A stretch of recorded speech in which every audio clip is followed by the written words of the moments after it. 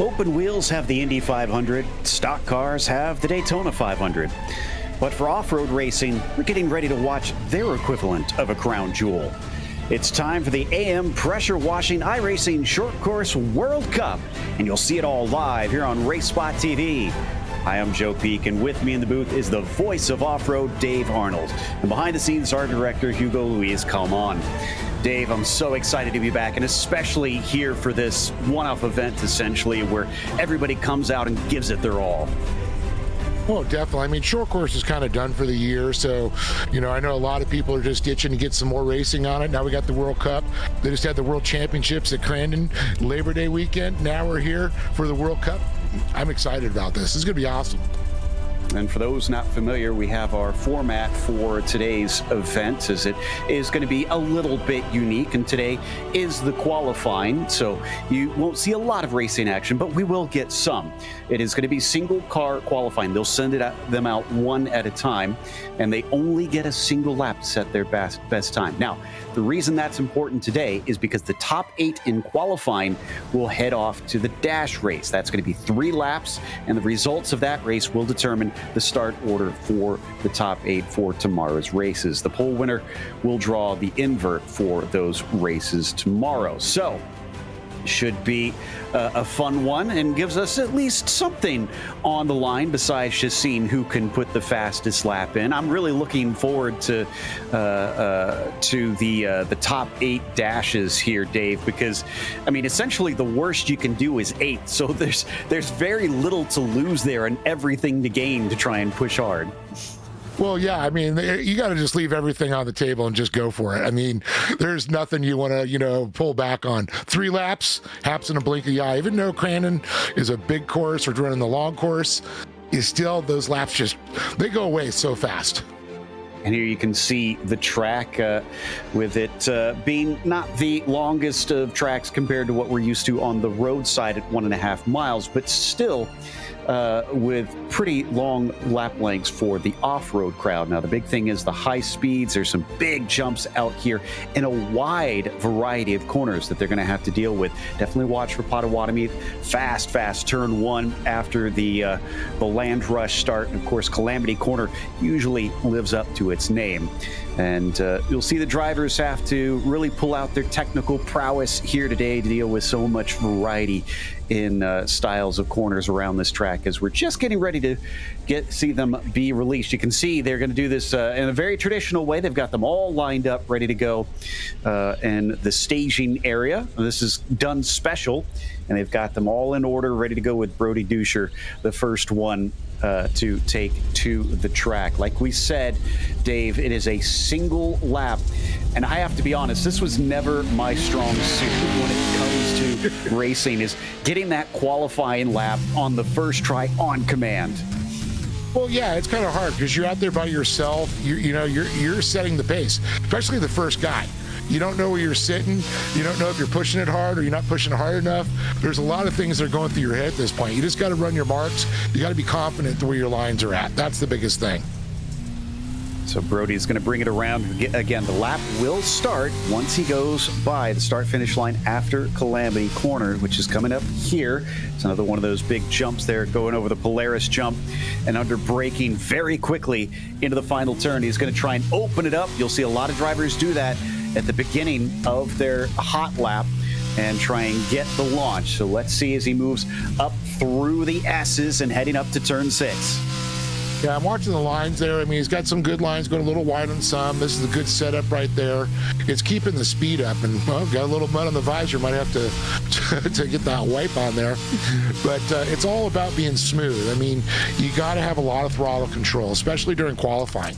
You can't spin the tires, you can't spin out, and you can't lose traction. That's the biggest key. Longest acceleration zone on the track, so hopefully you got little wheel spin coming out of Cowboy's hairpin. And then it's up to Potawatomi turn 1. One of the fastest corners on the track. Big couple of jumps after that, and then you're sent into the barn turn. And then underneath that Ponzi sign, you're going to go by a skybox here, which is always a good little leap there. You get your little air. It's kind of nice.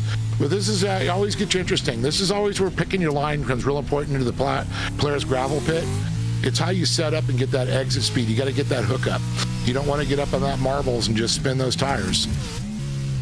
And that's going to be changing as this goes on, too, since everybody is dealing with the same track as opposed to normal solo qualifying in iRacing, where it's equal for everyone. It's going to slowly evolve as the session goes on.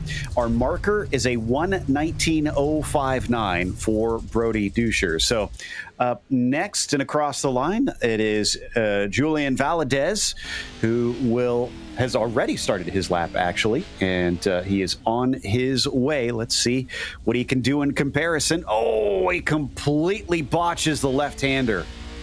Oh, man, you can see that thing stepped out, and that's what I talked about. Throttle control, so important. You got to feather that pedal. You got to feel the hookup. You got to feel that drive forward.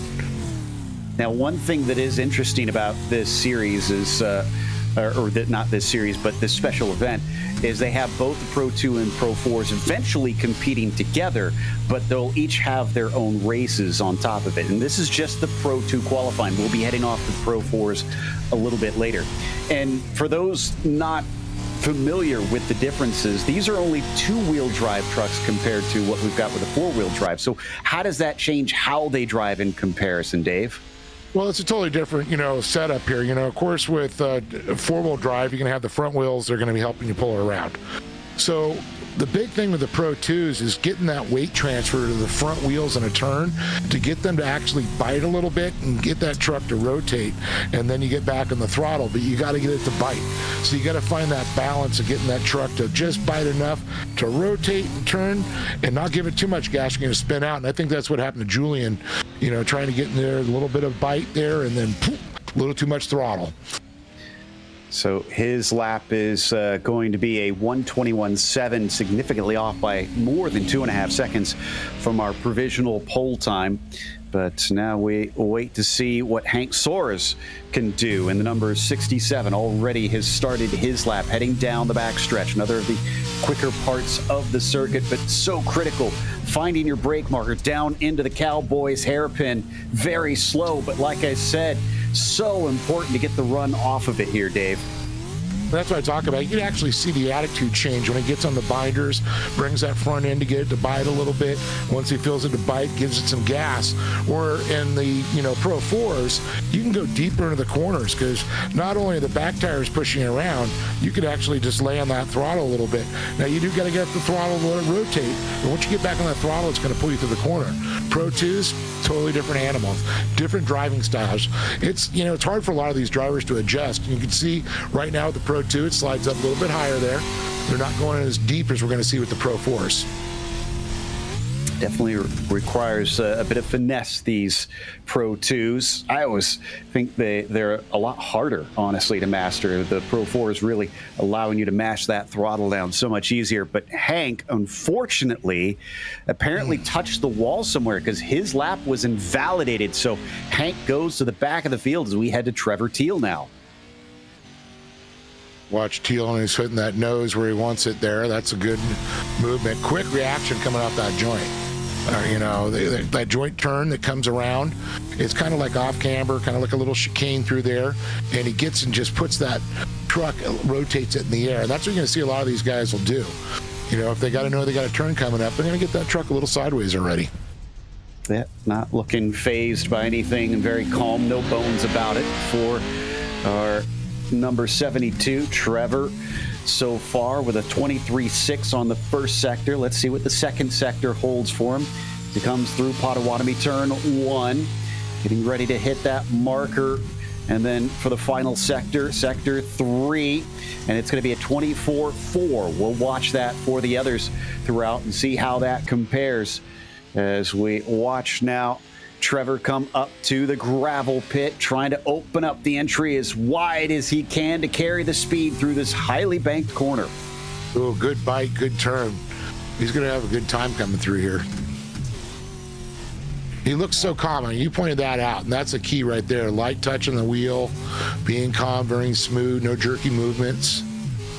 You'd think with this style of racing, you'd see a lot of drivers really working the wheel hard, but smooth as fast, even here on dirt. So Trevor's good enough for second place. Wow, off by 0.02 of a second from the provisional pole. So that is tight up there. And now we head to Crystal King. Crystal's getting that thing flicking around the turns pretty nice. You see her good reaction there. And you can see really with the Pro 2 how that rear end just wants to come around, and that's where it's so important to be light on the throttle, being smooth through there. Crystal coming down into Cowboy corner and way out to the outside, but really unleashes the throttle coming off of there. Looks like it was pretty smooth, got the grip. Liking the, was that a little happy face? Pretty awesome. I think that's one of the Lego Man helmets. That's one of the more popular ones on iRacing. I've seen a whole lot. That and there's like a character from Rick and Morty. I can't remember. Mr. Meeseeks, I think is his name. Oh, Mr. Meeseeks. Yeah. So it shows up a whole lot as far as helmets go. But Crystal. Well, you know why Mr. Meeseeks? Because he's going to be there till the job gets done. I have to confess, I've never seen an episode of Rick and Morty, so that one's lost on me. Should I go hide and say I have? No, absolutely not. If anything, I feel like I'm the younger of the two. I'm probably the one that should have seen it by now. Crystal. Wow, really impressed with Crystal. Yeah, so that'll put her into third. And again, it is tight up at the top. The first three in timing are separated by 0.03 of a second. She's 16 thousandths off of Trevor Teal for that second spot. Now remember, the goal is to be the top 8 here. So if the top 8 are that close, I mean, it's going to mean the smallest of motions in your lap could make the difference between hitting that cutoff and not. Oh, absolutely. I agree with you. I mean, the talent is so close in these racing nowadays. It's just amazing. I mean, just to see Brody, he came out first, first one to go out, and he's already got fast time. So, I mean, I know we got a lot of fast drivers coming out there, but to be that confident and go out there, whoa, talk about sending that thing through the air sideways. Greg Johnson, beautiful. Absolutely hucking the truck through the lap here. So where is that going to put him? 23.6 for the first sector, 24.4 for second sector. That's looking pretty comparable to Valdez's, Trevor Teal's that we saw, who put in that second place time. Going to tuck it down a little early compared to some of the others that we've seen. Try to keep it hugged to the inside. That seems to be the faster line over the years, and it's going to be a 1:18.7. Johnson is your new fastest lap. Yeah, it's amazing. He got a little bit of alligator tail going on there, and he was still able to pull it off there coming through Calamity Corner. This now brings us to Wes Graham up next in the 188 on the first part of his lap. Let's watch to see whether he can hit that 23 mark for the first sector. That'll put him within range. He's running the VR headset. And I have to imagine on both dirt oval and dirt road, that's going to be quite important, really being able to look through the corner. Oh, yeah, absolutely. And I was just watching that corner. Speaking of corners, so came out really high and cut down, kind of squared it off. I don't know if that's going to do on his time there. I've been watching a lot of the lines through there, and I haven't seen too fast of lines until we just saw Greg Johnson go through, and he kind of squared it off too. And amazingly enough, he had the fast time. By about 1/4 of a second over Brody. Yeah. So that's really the first big margin we've seen up at the front. And Wes Graham going to try and match him. He also goes way deep into the turn. Car looks like it's struggling off of the corner, so I'm not sure that this is going to be as good of a lap. He comes down, keeps to the inside, coming through Calamity Corner, and there's the finish line. It is going to be a 19.2. That'll put him in 5th. He's not last place, but he's only been quicker than Julian Valadez, it looks like, who has been a little bit off the mark in comparison. So Wes Graham not really lighting the world afire on that one. Brock Smith the next here in the number 46. And he takes off on his lap. Oh, all over the place down the back straightaway. And I'll tell you, talk about a guy that knows this course like the back of his hand, Brock, and of course his brother Brent Smith. I mean, they grew up going to the short course. I know they're living in Michigan, but spent a lot of time there at Crandon. And of course, his brother just made the podium, Brent Smith, at the World Championships Labor Day weekend. So pretty excited for him, and hopefully we're going to see Brock Smith give a good performance here. First sector looks a little slow in comparison. Not sure what the hiccup was. Maybe that was on the backstretch that we saw and had to get out of the throttle slightly. Second sector does look decent at a 24.5. And now he comes around the gravel pits and up over the Polaris jump. Here we head into Calamity Corner. What kind of line is he going to take? Now down into the inside. If we can get it finished out here. Oh! Crosses. We wait for the time to show. 20.1. That's a pretty slow lap, about 1.3 seconds off the pole, 0.8 off the next nearest car. So Brock, another one that really has a little bit of work to do from the back. We're going to be getting to the 8th car now. So we'll see where everybody now shapes up from here, because we'll start to see drivers below the cut after Josh Edmondson qualifies, or at least after the next car after him sets their qualifying time. Josh Edmondson, another regular here in the iRacing Short Course Series. Also a former champion here. He's got one of the championships out of the 4. Yeah, high expectations for Josh Edmondson. You could see, I think he was reaching for his handbrake there a little bit, that we could see when we were watching his face cam. And that was kind of informational on how he's dealing with some of these slower corners. Now coming past the skybox down into the gravel pit.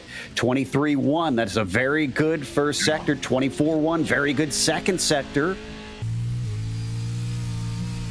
Of course, Josh, a former pro motocross racer, and well, I always say motocross racers really read these tracks well for the fast lines. You know, you give them 4 wheels, they're a little bit faster, and Josh, we're showing it right there. I'd say so. 17.9 is a whole 0.8 quicker than the next fastest truck. Oh, Thad Weaver. And his qualifying is over just as it begins. He clouts what I think was the inside pole of the start-finish line, and he pulls it off immediately. Look at the disappointment on his face. That is such a bummer. Oh, man, just heartbreaking to see that. Apparently the Knights of the Round Table also judging him from behind. So he's immediately done. In fact, it's so unexpected. They don't have the next truck ready. They're having to call out Justin Rout early in the 7.76. I guess the nice thing is that picks up the pace on our qualifying and helps cut down on that time. Knights of the judging table. There you go. Sorry, that got me. Just was trying to figure out what was going on with his green screen background there. I like it. I dig someone doing something different there, but it was highly unusual. But Justin now getting ready to see. This is something we haven't seen since the very first truck. Getting to see how he sets up. Let's see if he takes that wide line here to try and square off the exit. And a very smooth run right there. I could see that. Woo. I got to say, when he went through the gravel pit, I was pretty impressed. That was a nice line he got through there. And that's just the warm-up lap, too. Remember, this is now him on the flying lap. Well, I'm sure he's just, that's going through his head, how he set through there. Okay, I'm going to hit that line. It felt good. That's what you think a lot of the times is, when you're out there running laps, every time you hit that certain spot, it's like, okay, I got to put that one in the memory banks. That's true. The muscle memory that these drivers try to get down, and it is an ever-evolving track, sure, but they haven't been out for some time at this stage, if at all, because I don't think they've had any warm-up out here. It was just straight to qualifying for this session. So they're coming a little bit blind now that we've had a number of trucks out there setting laps. Well, let's back this up. Let's say that these guys were probably on the track a little earlier today, getting a few sessions in. Yes. Not saying these conditions are the same, but they know the track. Yeah. They know the track, but they don't know what the grip is like out there necessarily. That's what I should clarify. So yeah, they got that. They just don't know those conditions, and that means everything. All right, Justin now setting his time. And second sector and first sector both weren't anything special.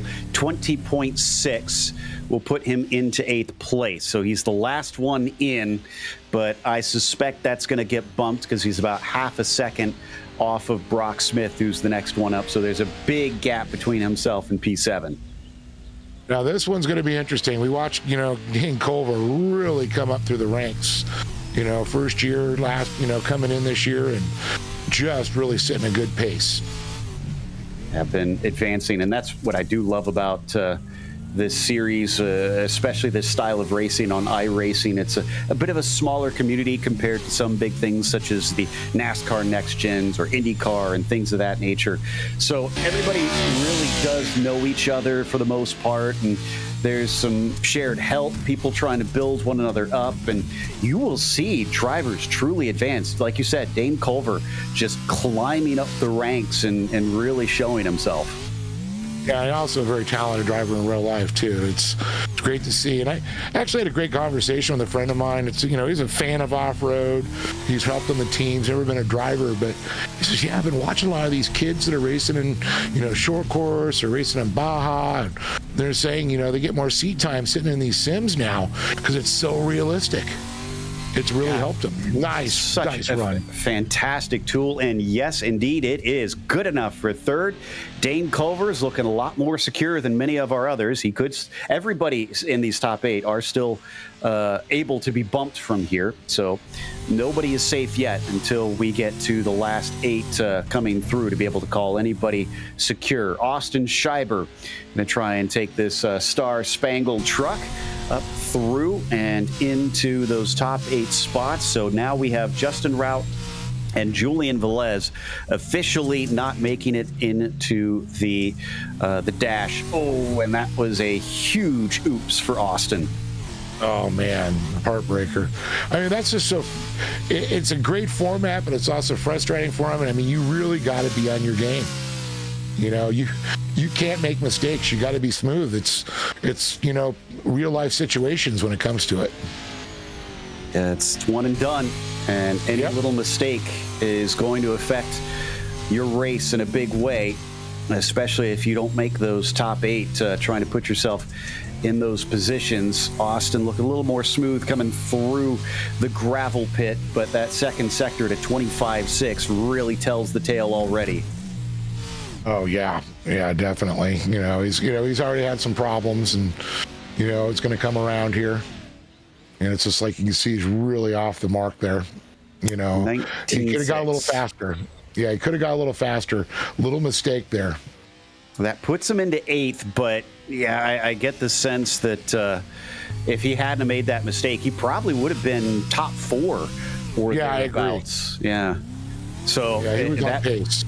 That means that he's now very much at risk of being outside of the valued top 8. Alexei Vigen is coming through in the number 20 and absolutely sends it down to the Cowboys hairpin, but it looks under control.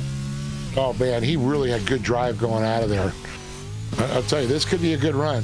24.3. See what the second one's going to get. Sector, yeah. If he could knock it down a little bit and get faster each lap, that's what makes a difference. Bouncing as he hits the ground, coming past the barn. 24.2, so not horrible, but also not going to make up a bunch of time I don't think it's going to be I don't think he's going to be in that top 8 now, looking where you're at. Really, when you get to the gravel pit now, that's our good judge mark. Absolutely. If you haven't really had your good first 2 sectors, you're probably not going to see yourself in the valued spots, and it's a 120.2. That's absolutely outside the top 8, and he puts himself into 10th currently. Yeah, it looks like you got to be through that gravel pit, the 1, 2.5 to 3. I think so. Yeah, it sounds about right from what we've seen so far. Zachary Drapkin, been around so much, he's practically part of the furniture at this stage. But he's coming along the back stretch and showing he is certainly no couch potato. Hold on. Zach, you didn't make your bed. I'm calling your dad. I could just hear our producer on iRacing's official broadcast. He always gets so upset when the racers have messy bedrooms in the background.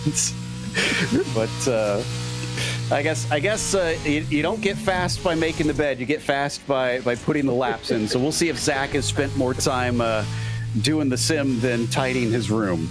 He had to take a little nap, a little pre-nap to get ready for the race, little meditation there. Exactly. I like the way you think. And he is going to cut in early coming into gravel pit, and Diamond's off the exit. Yeah, it's going to be close on that one. He was right into it at 103. 23.4 is a good first sector. 24.2 is a decent second sector. A little wide coming through the middle part of Calamity. Crosses the line at a 118.4. That'll do it up to the front row. Now go make your bed, Jack. It's going to be like, what are you, my mom? Cody Wieniecki is the next one. Showing off some hardware in that picture. I like it. Yeah. He's making sure that everybody knows he is number one out here. But will he be number one in this qualifying session? He's going to have to beat Josh Edmondson's 117.9, and the only driver to break 118 so far. 23.1. That's a very good first sector, so it's looking good so far. Yeah, definitely. A good sector's looking at that, especially when you see him in the 23s. I mean, Cody Wieniecki's no joke. I mean, real life and also within the sim. And man, I can never understand this. Drivers who can be on the sim and have the broadcast up at the same time and be listening to us. I have to stay focused when I'm in the car in the sim. I don't get these people that can be listening to us and taking that all in at the same time. Oh, look at this. This is going to be close in the 117. Could be into the 117s, at least to 118, I'm saying. He's going to take that pole away. Very close to the inside. We've seen that tends to be a quicker line through that final turn. 117.9, but he is off by 0.5 of a second. Yeah, I knew he was in that, just creeping up on it. And that's just getting that traction out of a turn, it's just, that's a blink of an eye right there. So top 8 right now separated by about 1.1 seconds. And Crystal King's our last one making the cut. Tyson Miller now coming across the back stretch. And let's see, 23.3, pretty decent first sector there. Now he heads into the second sector around Cowboys hairpin and flying down to the land rush. Oh, it's 23.3. It's good there, first sector. All right. So coming through the sweeping first turn. Wow, really flicks it through the jump. And the 90 now sends it through Skybox. Their little leap off of here. And then 2 more corners to go. Second sector, 24.1. Yeah, this is looking very good. All right, when he hits this point, 103, yep, it's going to be right in there. It's going to be a 117-ish. Ooh. No, that's good enough to get you on the front couple spots, which will keep you a lot safer here at this stage. 118.1, that'll put him into third. We're starting to see some real flyers out here. Yes. Kyle Cooper's up next in the 8.73. 15 drivers have now set a time. Trevor Teal is now our last driver in the cut. So can Kyle Cooper displace him on that one? Another very cool customer out here. In fact, so cool, he's leaning his head up against his headrest.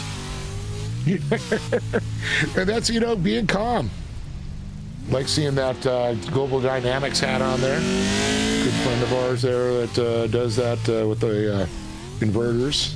I do like that's one thing that you pointed out that we see a lot here in the sim side, which isn't as common that on the pavement side, we do get some real world drivers and a lot of real competitors, but it feels like there is so much crossover on iRacing between the real drivers and here in the sim. Oh yeah, I mean, it's really come through. We saw through the pandemic. It really just, Couldn't do a lot of that stuff, so everybody turned to the sim, and I think it's really caught on. And the technology's gotten so incredible. I mean, I feel like I'm at Crandon every time I watch this. They really did a fantastic job of putting this together in the sim. Oh, a little wide there through the final turn. Cooper with a 21.3. That hurts. That puts him down into 15th, second to last of those who have set a time. All right, Trenton Briley, another former driver, looking at some good lines there to the Walker Evans turn. Argonne corner coming up here. Gets the throttle down pretty smoothly. And down the back stretch he goes. Picking up to 95, almost 100 miles an hour before he gets on the brakes. Whips it around the hairpin. And then gets back on the throttle. First sector, 23.5. That's okay-ish. That could easily get him into the top 8. Depends on the second sector here. It's going to make a lot of difference here for him moving into it. Being smooth there. Going to pitch it. He literally gets that thing cocked sideways in the air. I love it. Backing it in. Seeing a lot of drivers who are fast doing that. Just prepping the car for that long sweeping left-hander. 24.2. That's a pretty good second sector. So I think he will likely be in the top 8. About a 103, 104 coming through. Could be in the 119s here. Let's see. It's going to be close. Actually, right now, 119.080 is our cutoff time. He'll cross the line. 18.9. That'll do it. 119. Wow. That's 6th place for him. And now the big man, the organizer of the series, Connor Berry, and multi-time champion on top of things in that Nitro Circus truck, bringing it down through Aragon and onto the back straightaway in that number 2. Will he take that pole away, or can he beat that 17.958? Yeah, Connor's got a World Cup win, and of course, last season's champion. But I think Keaton Swain's the one I'm going to really looking on. He's got 2 of these World Cups now. So this is going to be a lot of pressure. Josh Edmondson's already got his run. He's got the pole. Can Connor get up there? Nicky's got a fast time there. So a lot of pressure on former champions. You got to perform. I can only imagine the target that you feel on your back once you start winning and everybody kind of turns their attention to you, especially as steep as the competition is in a series like this. And it's so hard to be able to get up to those wins. So Connor Berry coming around 23.3 and a 23.9. I don't think we've seen that many 23s for the second sector. This is a flyer. Ooh. We could see something possibly close to the low 117s. Could be even a 116 something in there. 17.8. That's our new pole time. It's about a 10th quicker, a bigger gap than what we've seen from some of the other drivers up at the top. And that means that now Dane Culver is close to the outside. He sits in 8th position. Cody Vanderveer takes to the track. You can see him flicking that thing back and forth. He's looking rather calm right now. Very under control up to this stage. Comes up to the braking for Cowboy Hairpin. Good line through there from him, and then accelerates away. First sector, 23.4. That's pretty good. Second sector, we wait to see what he puts down here. We're down to, I believe, about the last... Actually, I think we're amongst the last 8, so that means it looks like maybe the top 2 are clear at this point. I'll have to do some counting to get this figured out, because we're missing Quentin Johnson, Rick Huseman, and Aiden Irvin, I think, that won't be able to qualify from here. Cody, second sector, 24.1. Yes, this is looking very, very good. Oh, yeah, definitely. 23 and then 24. All right, this is going to be coming in here. Whoa, it's a quick time here. It's going to be an 18.3. Not good enough for the top spot, but good enough for 5th position. That won't keep him in mathematically for sure. It won't lock him in, but he's got pretty good chances at this stage. I believe Barry Edmondson and Winnecki are only 3 that are safe at this point. Keaton Swain is going to try and change that for a number of drivers. Here's the one you said everybody's going to be aiming for, and let's see what his first sector looks like as he comes across 23 flat. Ooh, that is just hauling the mail. May have been one of the fastest we've seen so far. Yeah, Keaton's pretty darn smooth too. Look at that, just going to come keep that nose right on the wall. Oh, we lost it coming up to to the barn. Had a bit of a freeze here on our feed. I'm watching him in the sim. See if we can. He's still good. I can tell you that. This might just be our feed. I'm not sure if our audience can be able to see it, but it's a bit frozen on our end. Keaton's around gravel pit and coming up to the final corner. I don't have the sectors in front of me, so I'm not sure if that second one compares. He's to the line, and his time is going to be a 17.4. Absolutely smashes Connor Berry's time by nearly half a second. That means that Greg Johnson is now the last car within the top 8. Oh, man. That was an insane run. I wish I would have seen more of it. We lost it on our side. You got it on the sim. I guess I should open mine up. Sometimes these technical things happen, so apologies. We'll try and keep you up to speed. Sounds like just a little bit of a hiccup behind the scenes. We'll try to get this back to you as soon as possible. Sean Winkler is the next driver out, and he comes through Cowboy Corner. Also, I see Hank Soares in this list, so he's already been out there, so we know that is another car that is done. Nick Dashilet and I think Thad Weaver are going to be our last 2 then after Sean Winkler, who is bringing it up through past the barn and through the skybox now. So we wait to see what his time will be after 2 more corners.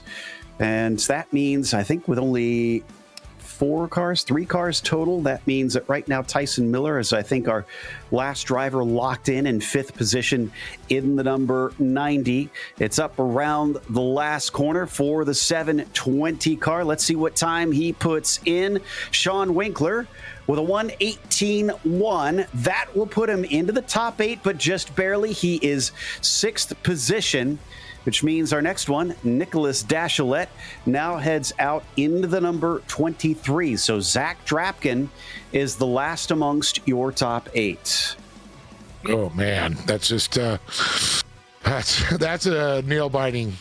And the sad thing is, he said he made the bed. Exactly.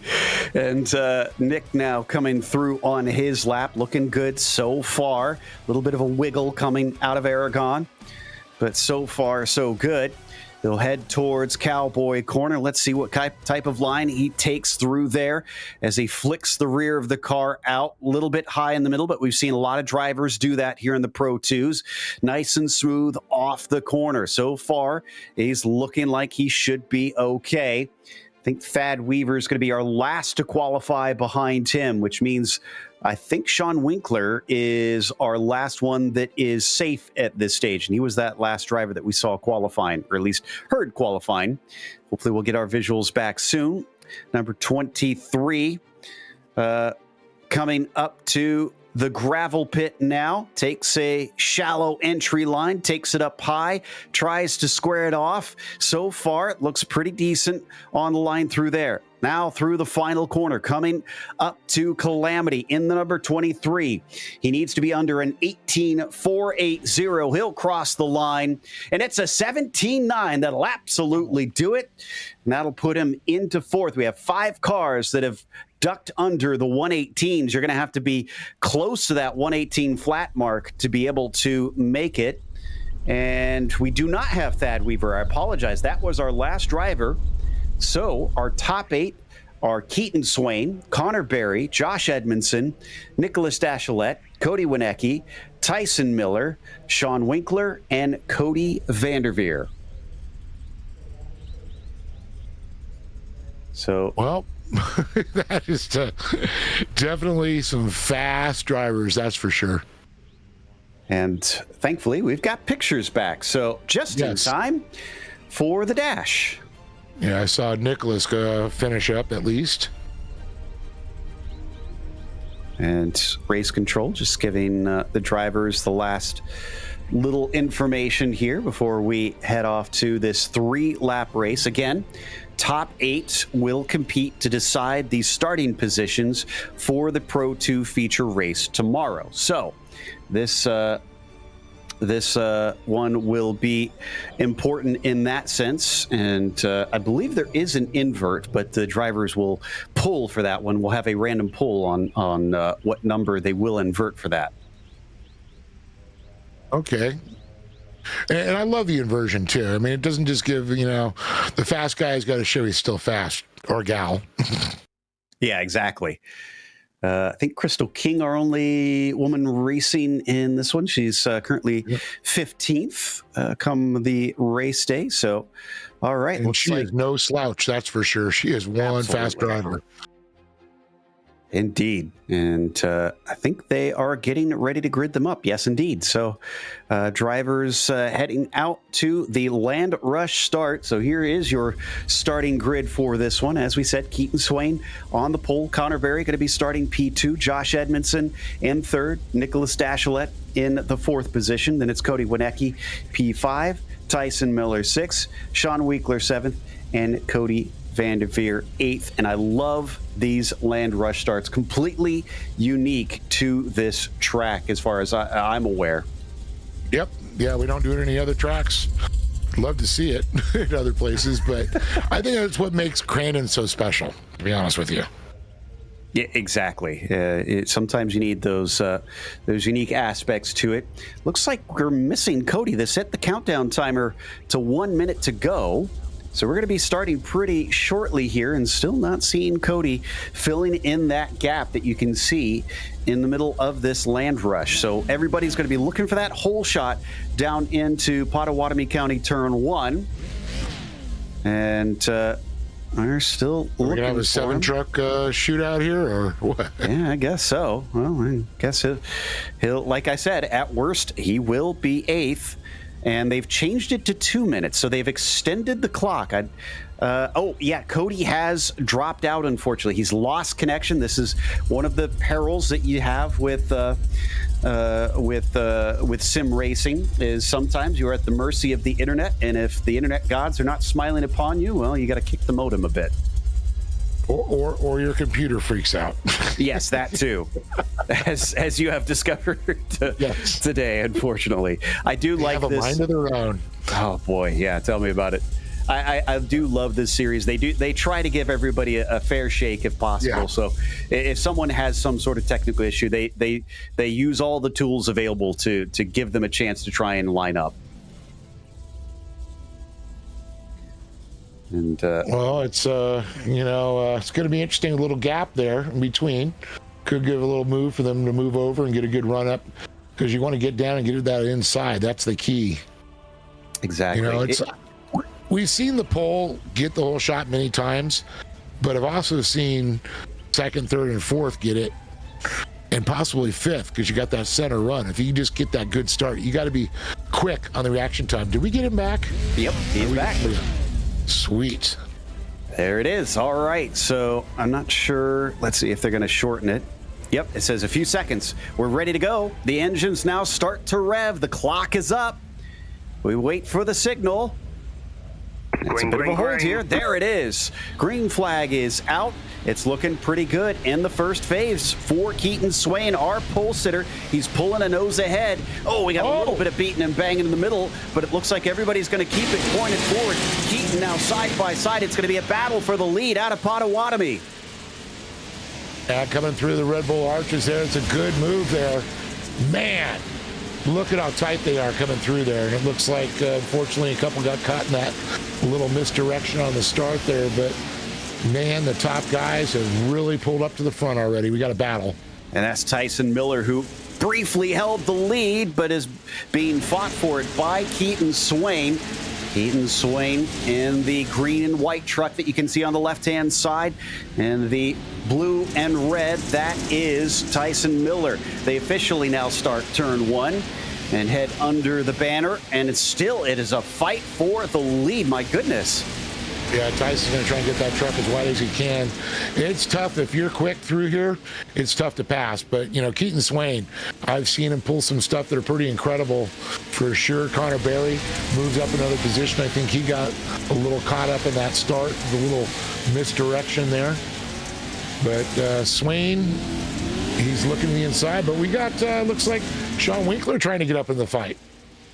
Absolutely. They're breaking away a little bit from those behind. Winkler knows he's got to try and put the pressure on here. Remember, only 3 laps. It is very short.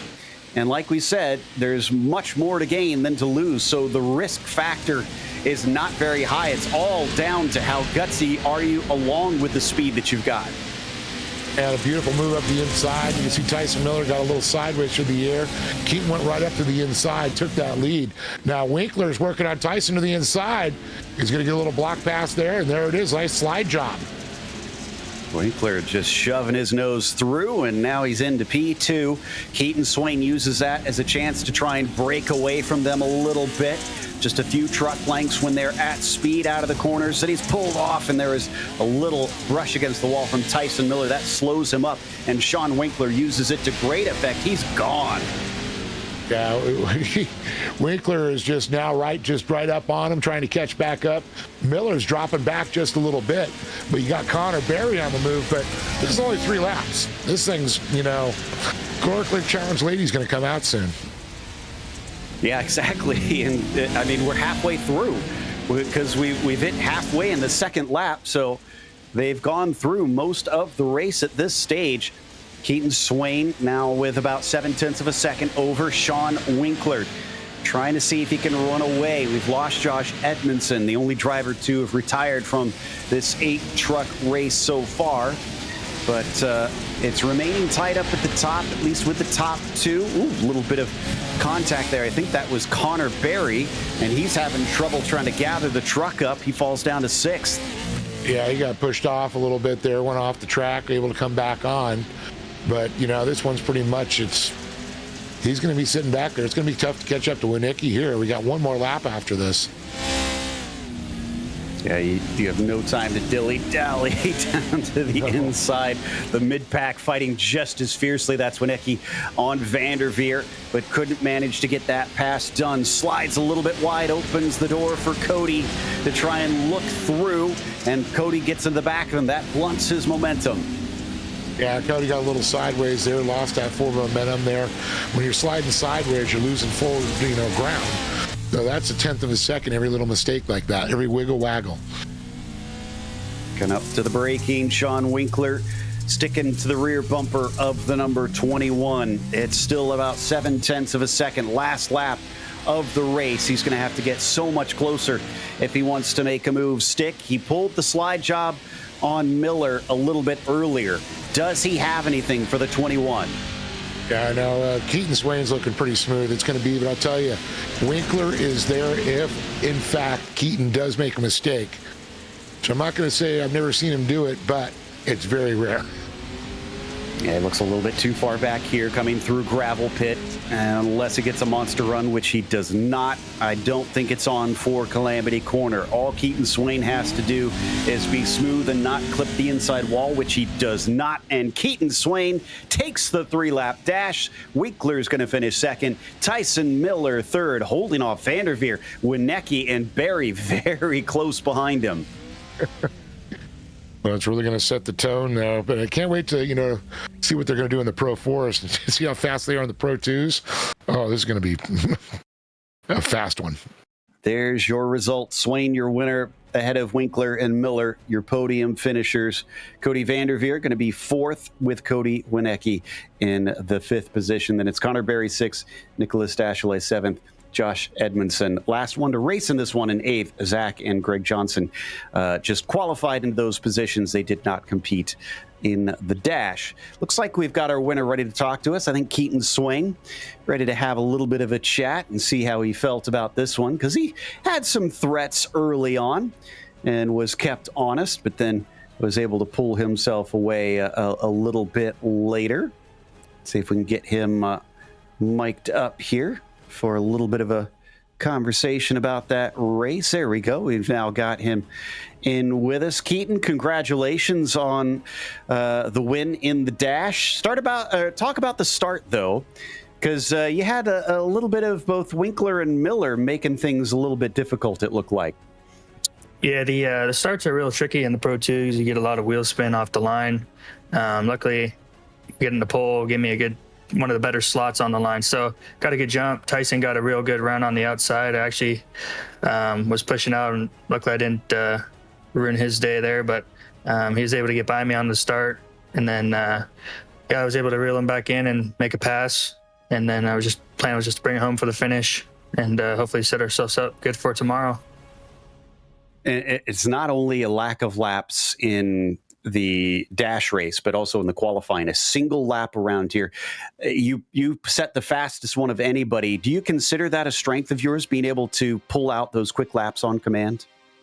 Not really. Maybe in the Pro 2 a little bit, but no, I think my racecraft's a little bit better than my single lap speed sometimes, especially for qualifying.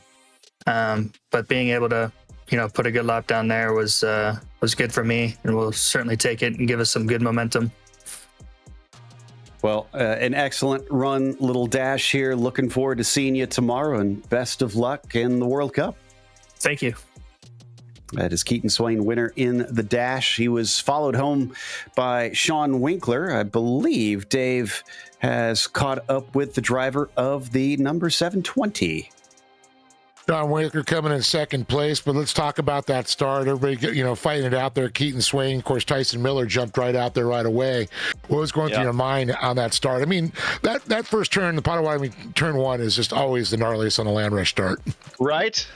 Yeah, it really is. I mean, I was on the outside, so that helps because you kind of get a good straight shot and you get a lot of run and momentum, and you can kind of swing around the outside, and I just pinned it and prayed, and I guess we ended up where we ended up, Well, you saw, making on those moves there when you were, following, basically Keaton Swain makes the move on Tyson. You pretty much at that point, it's like, all right, the door's open.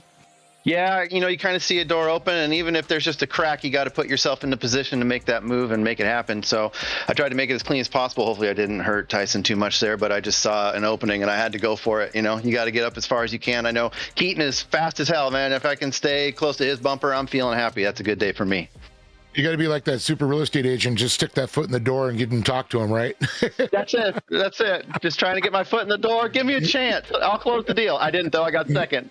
So, we're still here talking to you, and that's what's great about this. So it's been fun. Yeah, for sure. All right. Well, can't wait to see what you're going to do tomorrow. And, of course, the Pro 4s.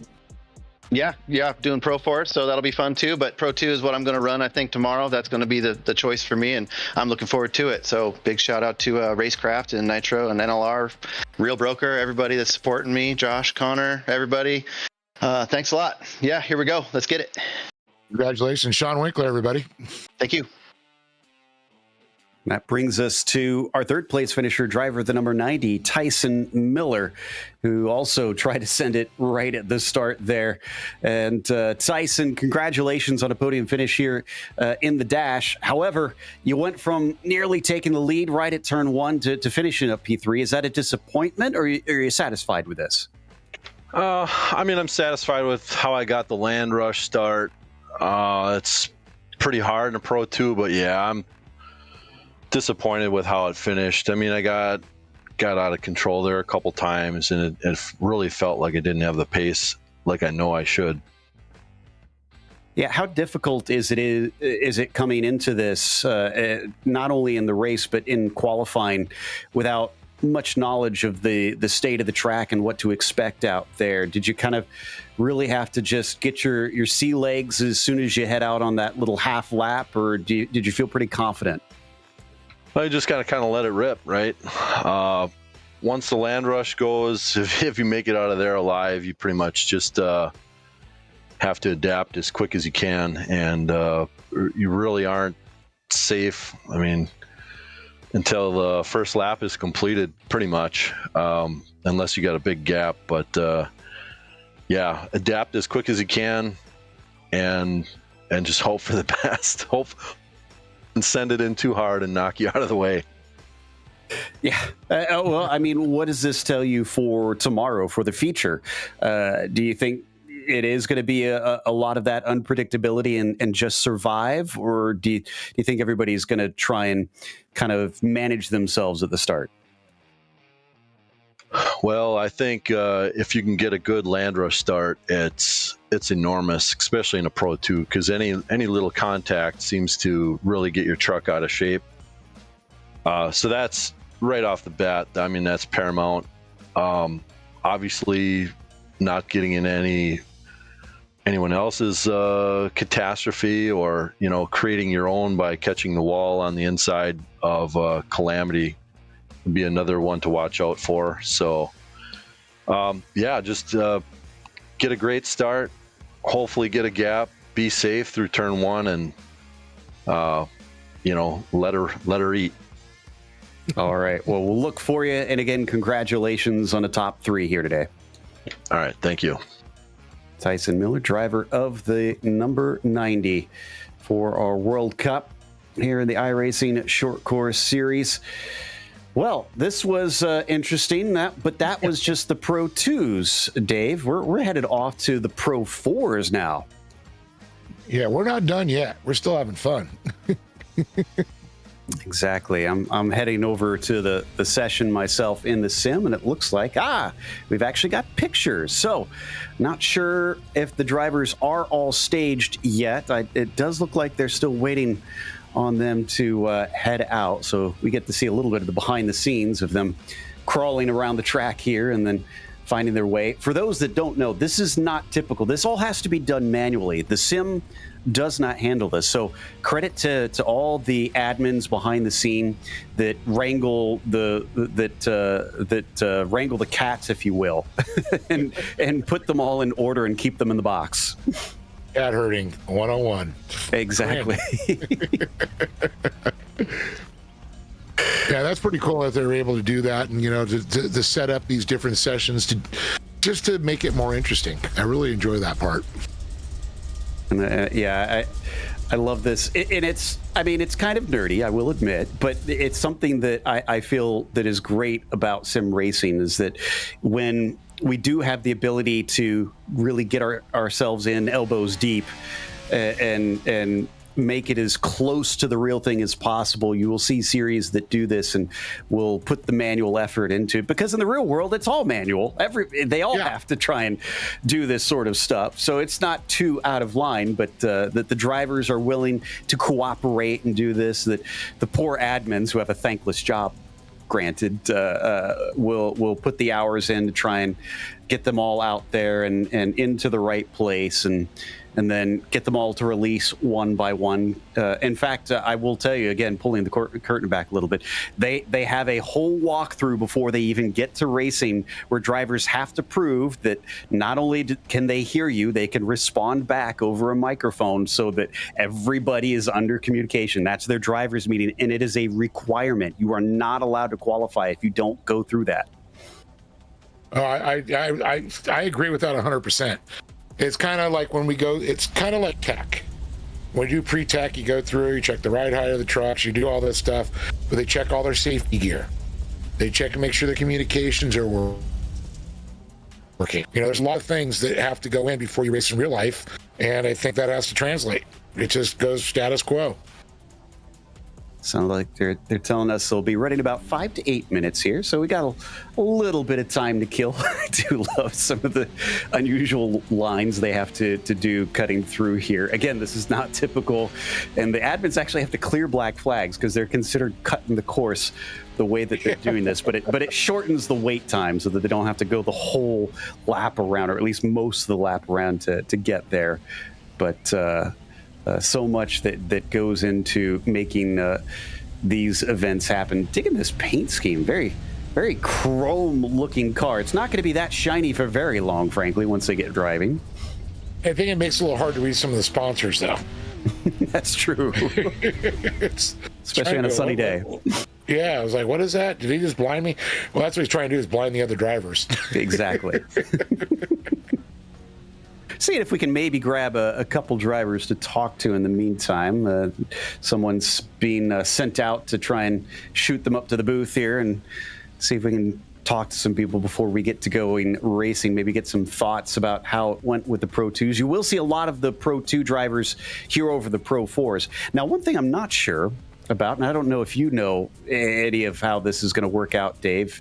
If not, I apologize. But with drivers doing both Pro 2 and Pro 4, I'm wondering how they choose which they do when they combine them in the big finale. Well, it's up to the driver. It's the feel. We've done this in real life. It's the way we call our Challenge Cup kind of type thing over the years. We do it at Lucas. We did it at Champ Off Road. And what they do is there's a gap between the Pro 2 and Pro 4 when they start, of course. Now, whether you feel more comfortable in the Pro 2, we've had Pro 2s win the cups many times in real life, and it could happen in the sim world too. It's what you feel comfortable. Some drivers just feel more comfortable in a Pro 2, may have times that are, just as good, but, the Pro 4s, they got a lot of vehicles to go through. They got to go through not only themselves, but the gap set between them and the Pro 2s to catch up, and then you got to get through all the Pro 2s. So in a Pro 2, you're already out front. So you're thinking, half the battle's won. Maybe. All right, we've got a very interesting interview here. We've got Zach Drapkin coming to join us. And the reason let's put Zach. Yeah, well, here's why it's interesting. P9 last time, he was right outside. Yeah. Of the cut line. So, Zach, welcome. Thank you for coming and chatting with us.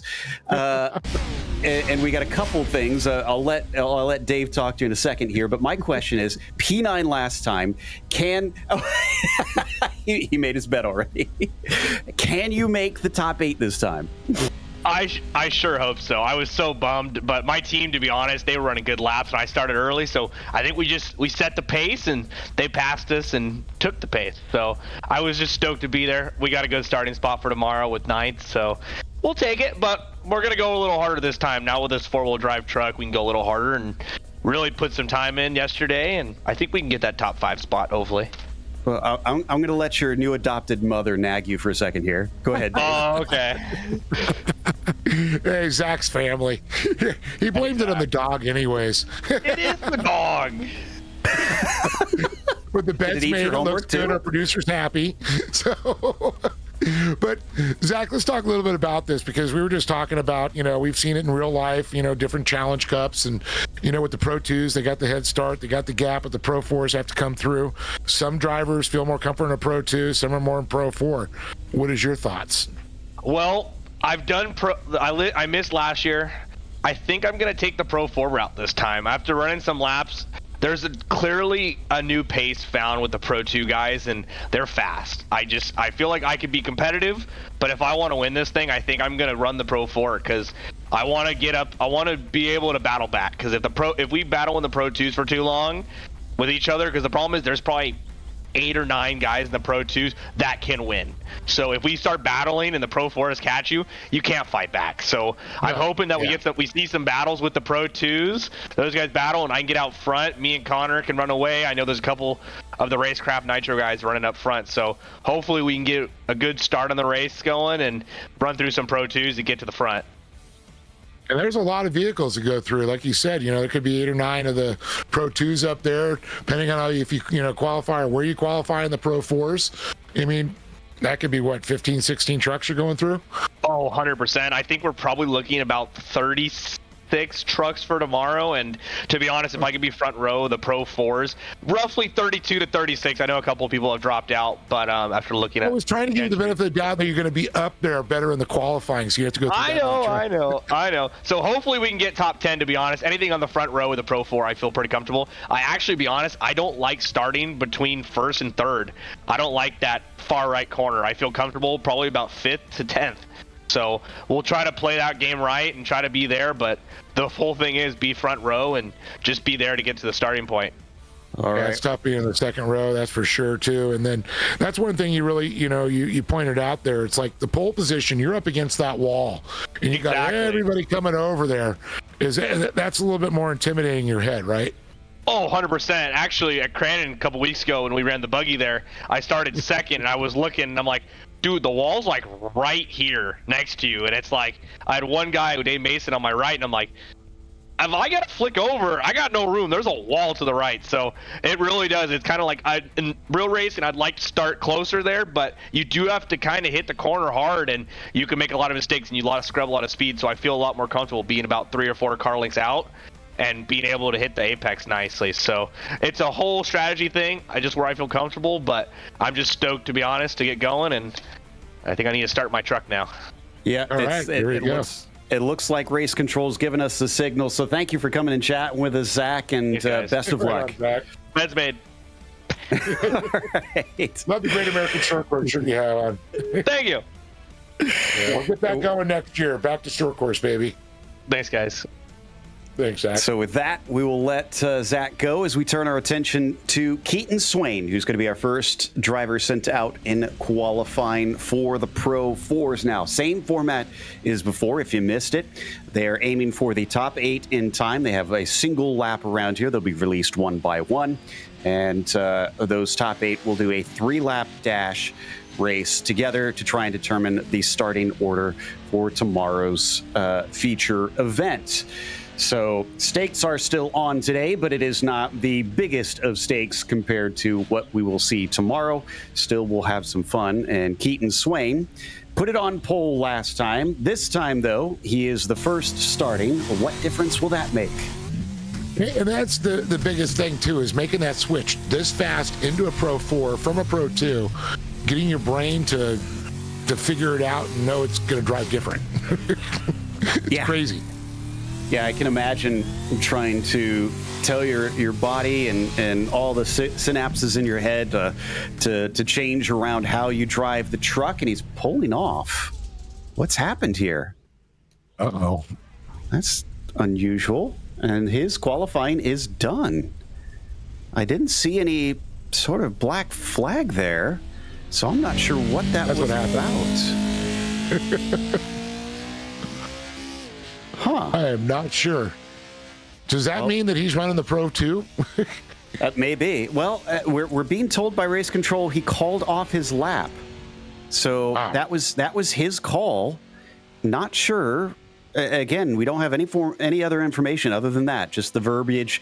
He called off his lap, and now we've got Rick Huseman in the 136. So hopefully this will be our first full lap for qualifying to get a marker on the board. Yeah, just to let you know, that is the son of Rick Huseman, the legend, Pro 4 driver. Unfortunately, we've lost quite a few years of him and his brother. But it's great to see that him following his father's footsteps. Crandon is like a second home to that family. It's great to see him. And Ricky's been racing trophy carts. So it's great to see him in the sim and getting dirty in a Pro 4. Love it. This is great. Yeah, love seeing those family affairs and drivers really following in the footsteps and trying to cut their teeth. Because, yeah, you could have that family name, but the stopwatch tells the real story. So you have to get out there and really show what you've got behind the wheel. So far, looking so good. And you can definitely see the differences in the lines in these vehicles. Yeah, that's one thing I really, point out, that you can stick that nose down deep in the corner and that thing's going to come out just, perfect almost every time. Nice All setup going through the turn. I've gotten more information on why we saw Keaton abandon the lap. He got an incident point. Now, those not familiar with iRacing, I think Rick just did as well. Yep. He brushed the wall. So what happens here? There are no off tracks like you have with pavement racing where you can delete a lap for going beyond the track boundaries. However, if you touch a wall in qualifying in iRacing, this is automatic. The sim handles it.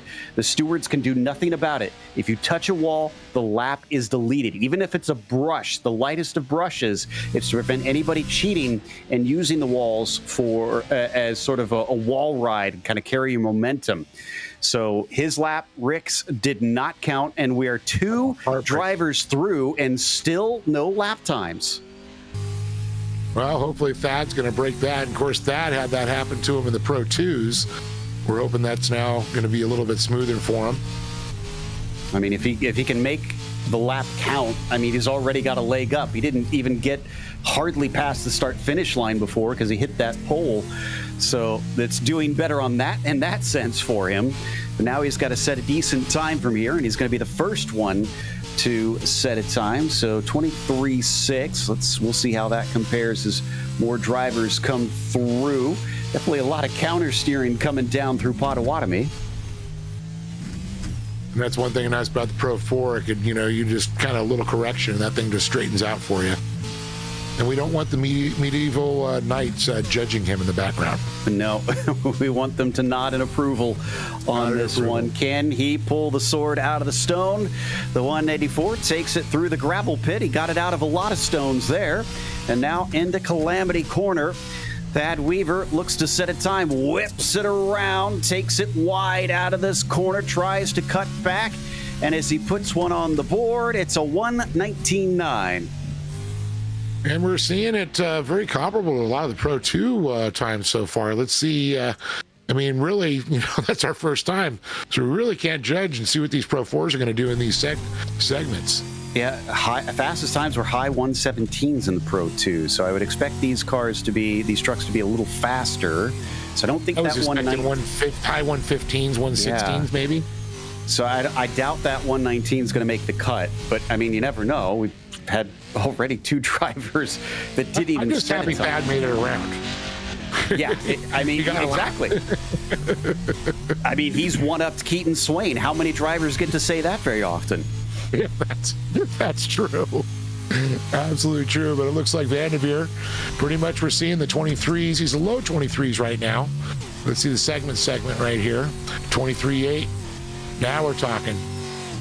We talked about Keaton was on pole in the Pro 2s. He actually swept the poles last season for the World Cup, and he's not able to repeat that this time around. So I think that's going to be kind of stuck in his craw a little bit and irritated at himself that he wouldn't be able to back it up. Because I would say, based on his performance in the Pro 2, he was probably in with a good shot on doing that feat again. And they were 117s, okay.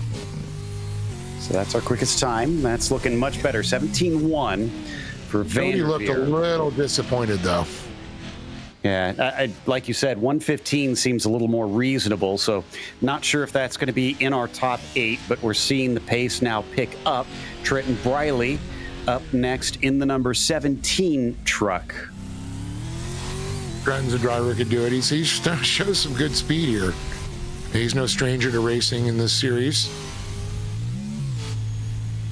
See what line he takes down through the cowboy hairpin, sends it far, mashes back onto the throttle, straightens it out. Now they head down along towards turn 1, up to 101 miles an hour, keeps his foot in the throttle, never goes lower than 94 miles an hour through that one, and then sets himself up with a flick down into the skybox.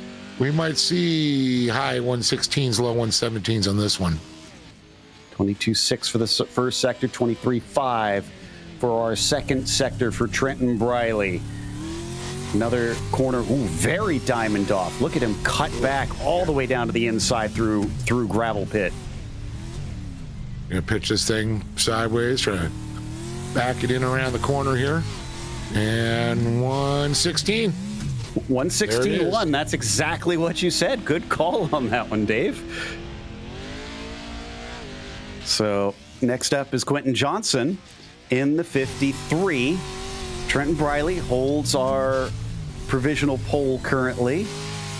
If you're just joining us, we're looking for drivers to make it to the top 8, where we'll have a dash race between those top 8 qualifiers. See what he does for the first sector as he comes to the line for that one. And 23.2, that's not looking so hot in comparison to what we saw before. Whips it around through Cowboy's hairpin and heads over the jumps along the land rush now. Yeah, I think now if we're going to be watching these guys, they're going to have to be in the high 22s to be in the fight, if not mid 22s in the first seg.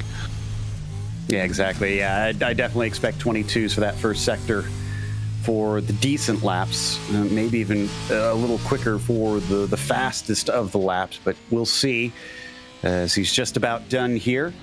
And that number 53, wide arc up and around gravel pit, but does cut back down off of the corner. Look at them. Kept a lot of speed up on that one. Absolutely. A little sideways, wide lost some there. speed there, yeah. I think he lost almost about a half a second to, Oh, yeah. 18. That really hurt his time. Not a good one.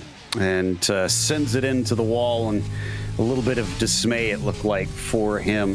Hank Soares couldn't really get a good sense of what he was going to do because he didn't set a time before. The 67 takes it out of Aragon down the back stretch as it veers lightly to the right before he gets onto the brakes once again. Only 4 drivers so far that have managed to set a time. Carried a lot of speed into that turn. Still, I mean, 23-1, not bad. But we're going to be judging the second one. He's got to be down in the 23s to even have a chance. Yeah, needs a very good second sector here. And 23.9, okay. It's possible. Picked it up a little bit. He gained that 1/10 of a second back. It's going to be real important through the gravel pit and through Calamity Corner, how he sets these up. Not too much sliding. You got to keep that momentum, keep that drive. Remember, these drivers don't know what the state of the track is in. They can watch what the others are doing. And those who do have the broadcast up do have a bit of an advantage in that they're seeing what's going on. 17. Yeah, I'm telling you, that second segment really helped him. Yeah, you're right. In fact, it put him within 9,000ths of Vanderveer. Almost was on the front row. Zach Drapkin, all right, Mr. Messi, who's now made his bed. Will he lie in it as the 56 takes it through the first couple corners? Now being timed, the red line oil truck heading down the back stretch. We wait for that first sector.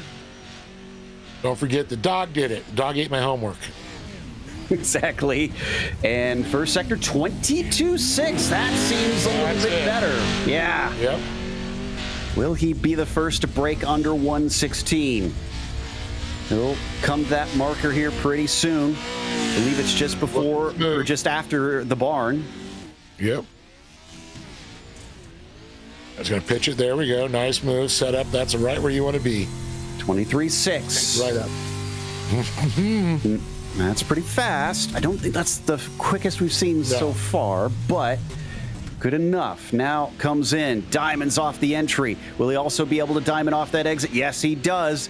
This is looking good for Zach Drapkin. He was maybe a little annoyed that he missed out on those top 8 in the Pro 2s. He's going to try and make it this time. Is it going to be the quickest lap so far? 16.3? No, but it's going to be good enough for the front row. Just 0.2 of a second off. Okay, then it goes to Greg Johnson up next very quickly, and already taking part in his qualifying session, set himself up with a nice flick down into the left-hander, trying to get down to that tacky inside before he smashes the throttle once again. And I know it says reverse on his little display. No, that says not race. accurate. Let's get that straight. Race. Ah, okay. That's race That's mode. my problem. That's what I've been doing wrong this whole time. Yeah, I know. A lot of people are going, what's the R for? And he's doing it reverse. Don't worry.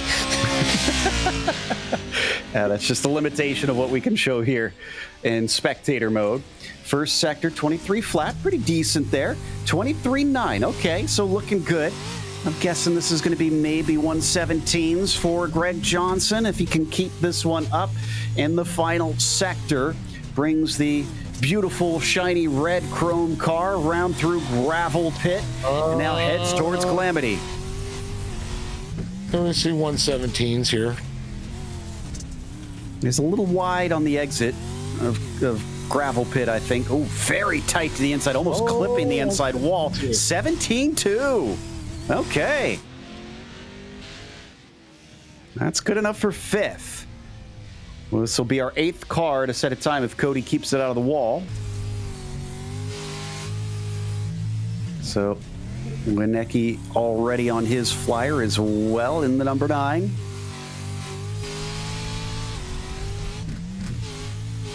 Coming up to the sector time. He'll cross it 22.5. So first part of the lap's looking pretty good. Sends it in deep down into Cowboy Hairpin. Didn't It's see one of the anything- things that you look at the setup there that's like, you want to almost see him a little pitch there, a little sideways. 22 is a great time. Don't get me wrong. But I think he actually could have got out faster. He lost a little time in Cowboys Corner. At 23.5. Okay, yeah. This is again Oh, yeah, looking we like got that a 116 time here.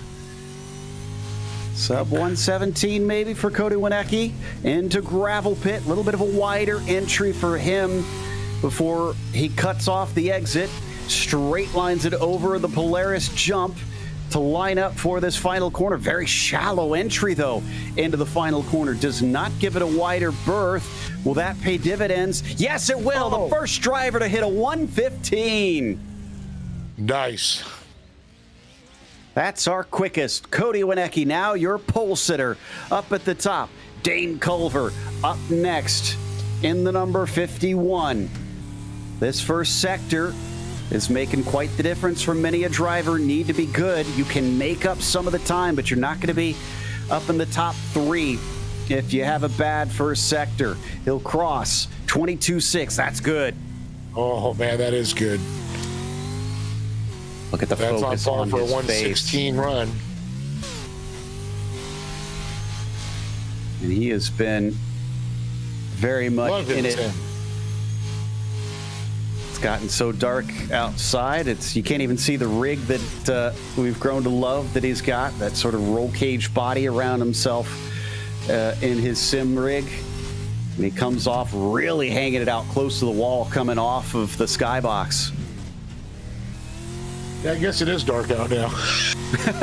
Look out the window. It was sunny when we started. As a slightly different time for you, I guess. Yeah, it's already 10:30 for me over here on East Coast time. But Dane coming around and another inside tight line of 15.8. That is our new fastest lap by a 1/10 and a half over Cody Winecki. I was not expecting it to be that quick. I was expecting low 116s, but man, oh man. Oh, man, 1/10 of a second faster. And it ramps up just like that. Anybody who wants to be quick is really going to have to put their foot down now. Our cutoff time is Quentin Johnson, 1:18.3, but most of the drivers are 1:17 or below in the top 8 currently. Only driver out of it is Thad Weaver with his 19.9. Austin Schreiber with a Milwaukee number 47 coming down along the Land Rush and into Potawatomi. He's got to be a motocrosser. He's got Pro Taper on the side of there, too, showing their nice sponsors. Really love the creativity of the wraps on these vehicles. Oh, yeah. It's another of my favorite parts of sim racing is getting a new livery on the car is always so much easier. You don't have to worry about any weight Yes. of the extra paint. Looking good coming out here. 22s, 23s. He's on par with the 117 run. Looking promising. Comes around down to the inside across the line. Oh! 16.7. Must have lost a little time there. Still good enough for 5th place, though. So he's in the top 5. Could be under threat if we continue to see these times drop. Julian Valadez had a really poor lap in the Pro 2s. Can he make up for it here in the Pro 4s? So we know that some drivers do prefer one over the other sometimes. You know, I'll tell you, I've driven both of them. You know, Pro 2s I could handle, but they're not as forgiving as a Pro 4, honestly. Yeah. So let me ask you this, because I would love to get to ride along or even drive one of these someday. What is it like going over the jumps in these things? It is. Have you ever jumped a motorcycle? I have not, actually. I mean, I guess it's flying. bicycle. It's that weightless feeling. It's that. It is just like everything just kind of becomes a little lighter, and it seems like it lasts a lot longer, but it's over. And if you got everything set up and you land right, it's like landing on a pillow.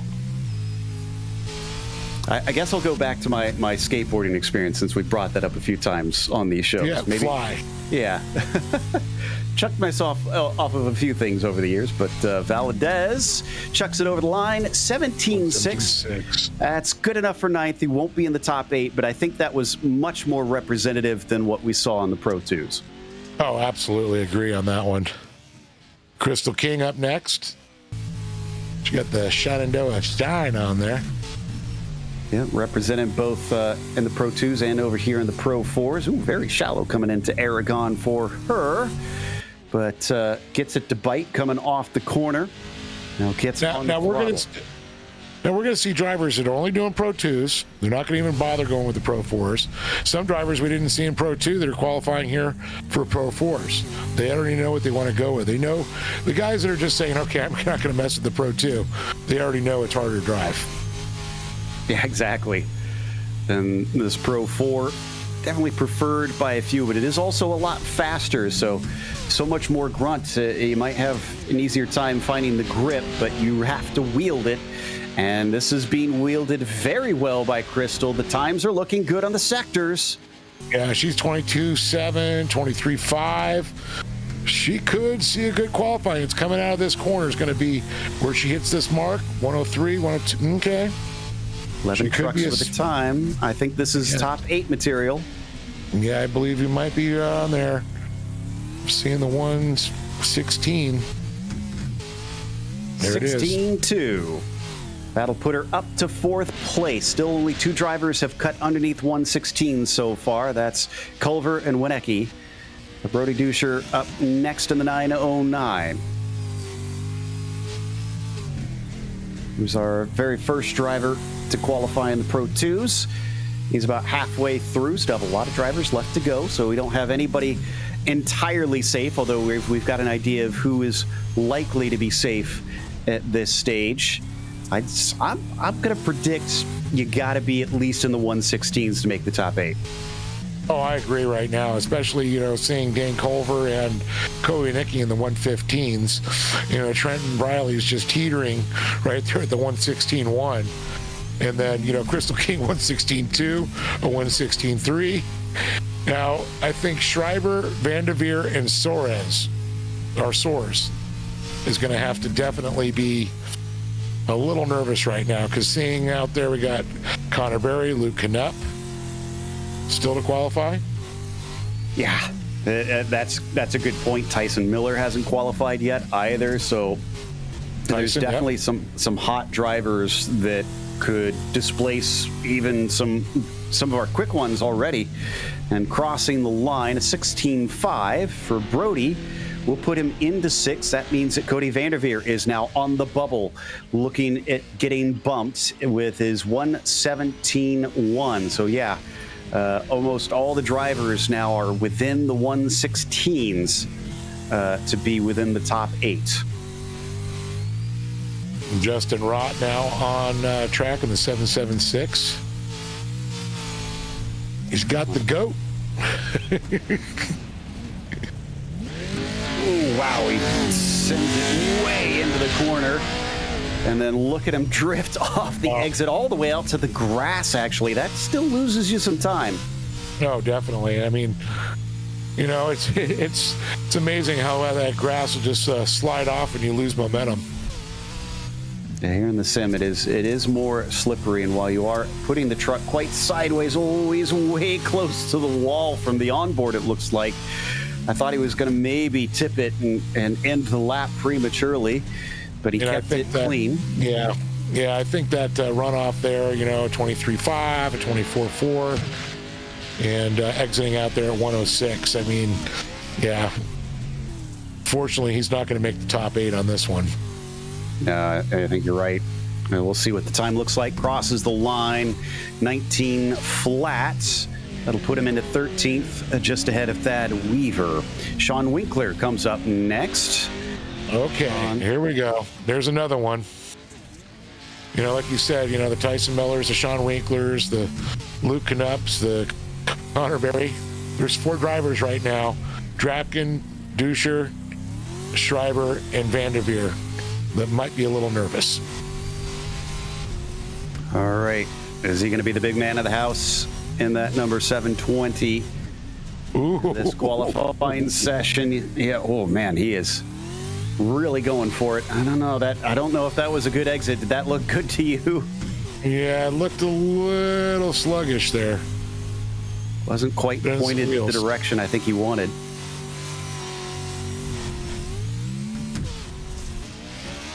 $22.7 for the first sector, $23.6. Okay. Clock is saying decent.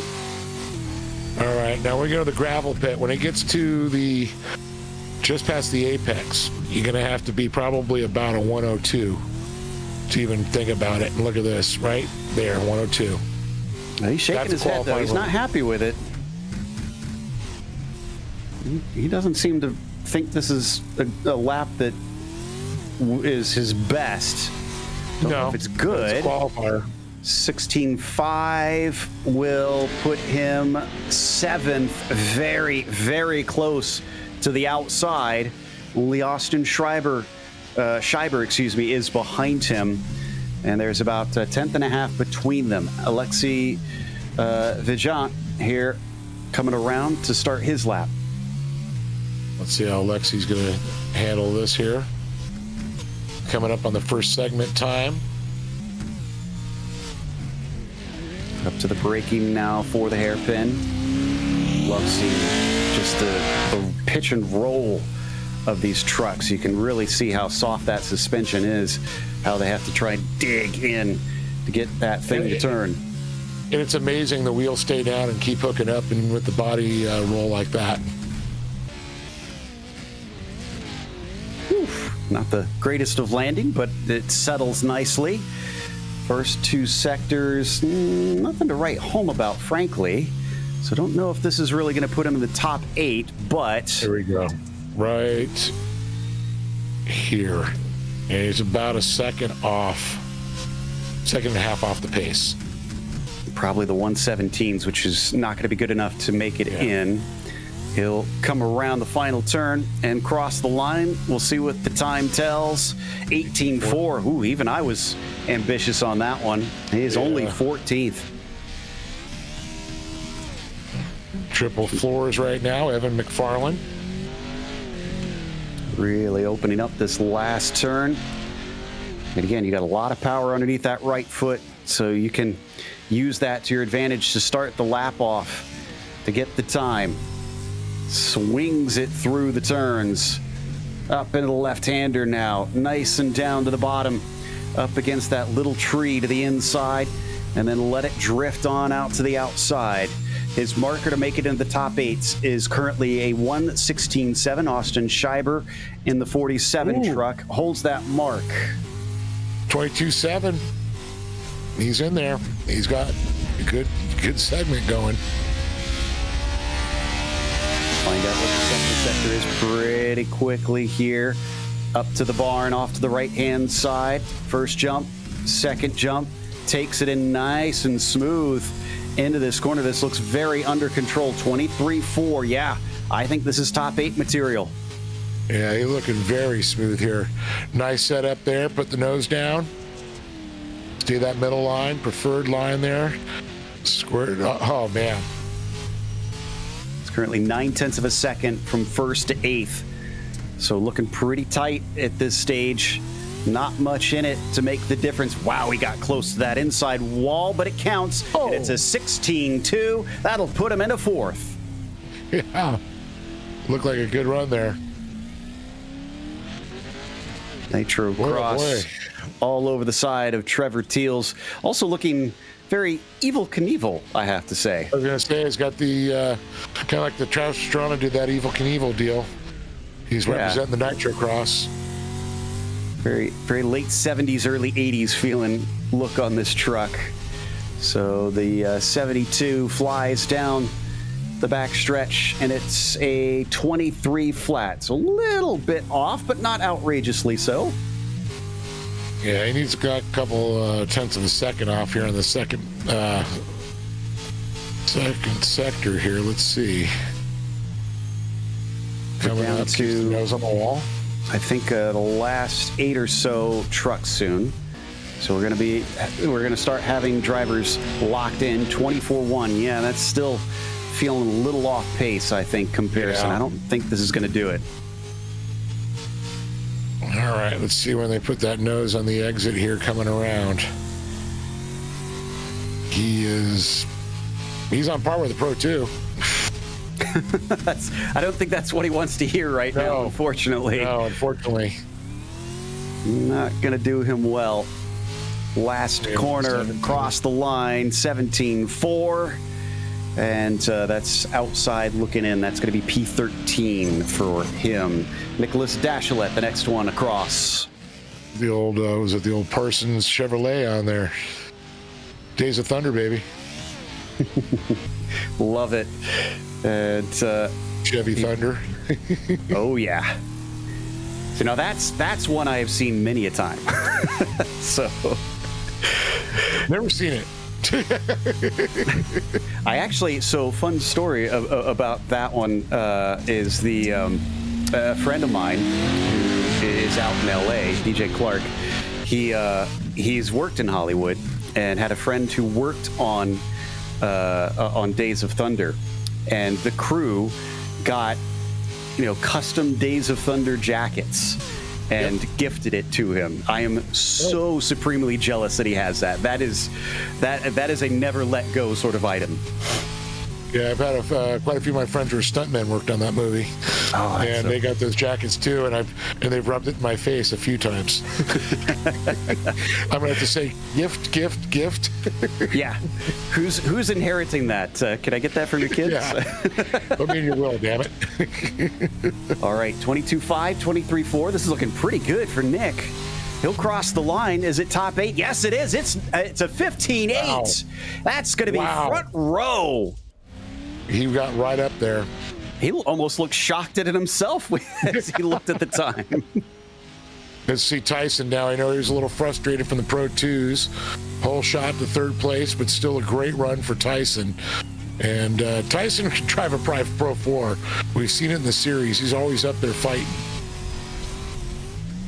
All right, Tyson comes across the first sector, 22.6. This is looking good. He'll bring it around the hairpin.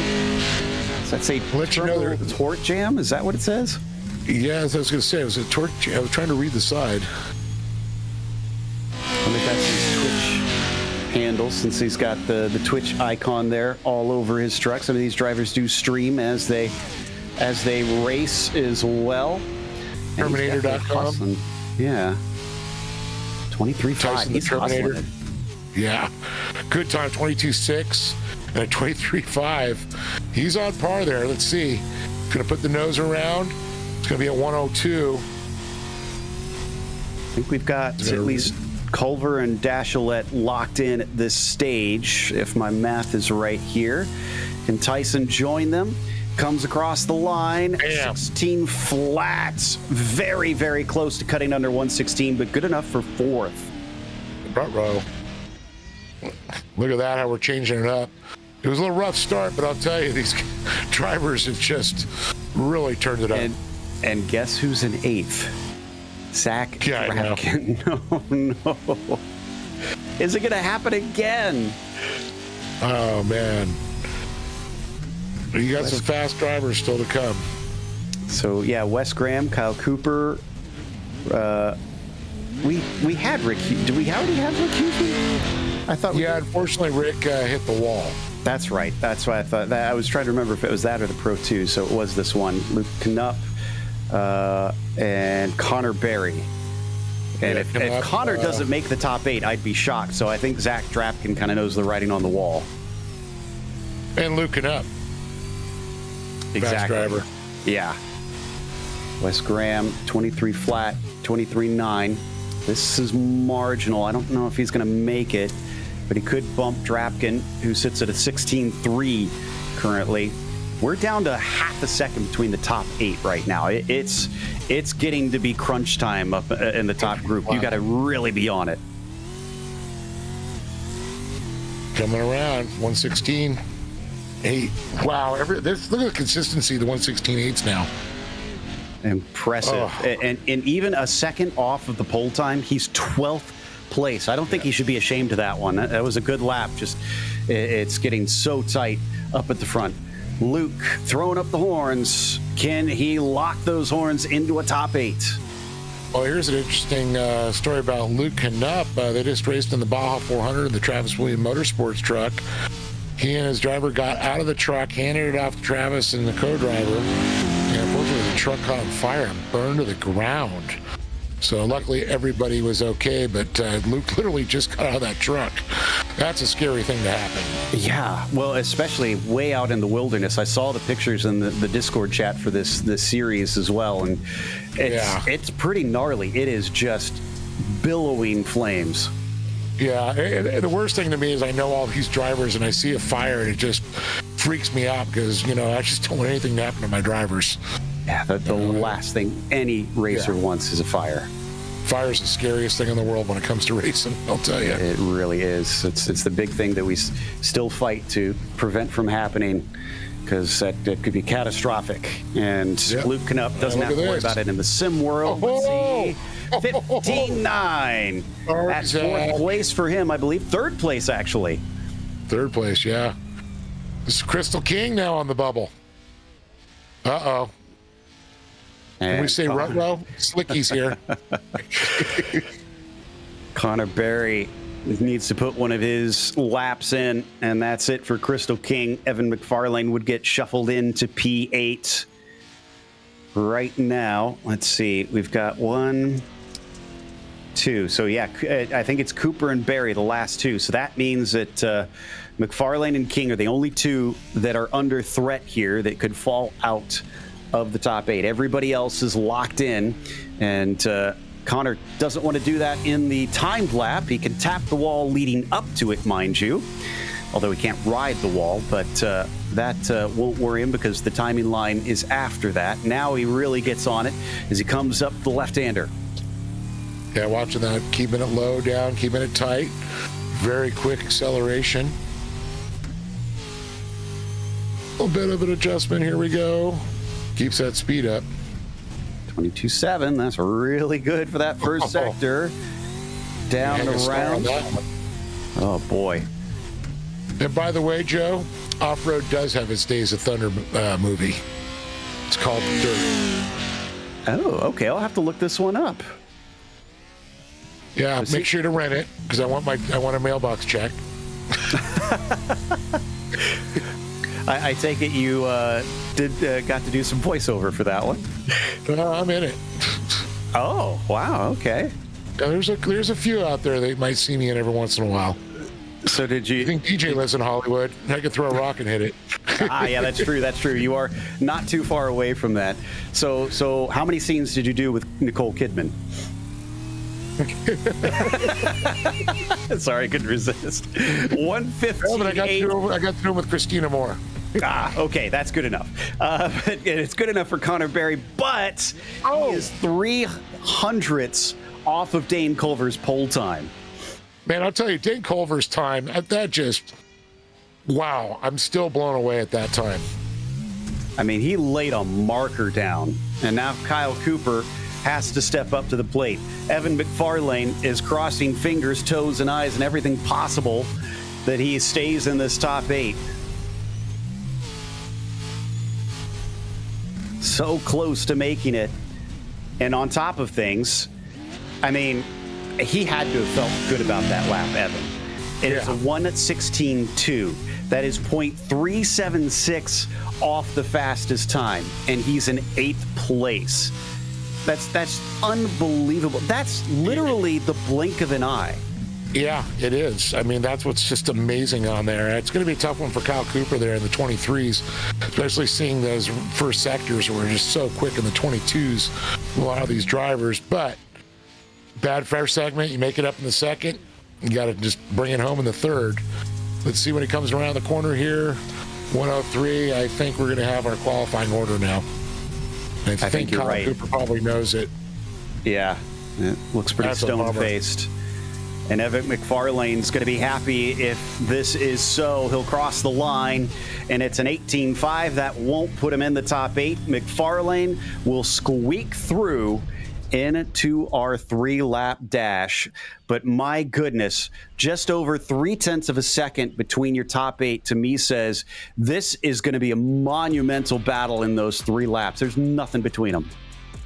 And of course, Tyson Miller was one of the podiums that we saw in the Pro 2s to see if he could get a little redemption. I know he wasn't happy with third, but seeing Dane Culver, Connor Berry, Nicholas Dachelet, Luke Knupp, Cody Winicki, Tyson Miller, Briley, McFarlane, this is going to be a stacked 3-lap battle royale, that's for sure.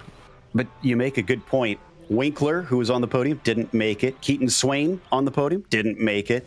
So only one of the podiums in the Pro 2s made the cut in the Pro 4s. So a bit of a shocker in that sense, but it takes us off to the race itself here. And the grid order is the same, but we'll go through it nonetheless for our start. Hopefully we don't have to wait too long for a driver getting disconnected on this one, as Dane Culver's on your pole.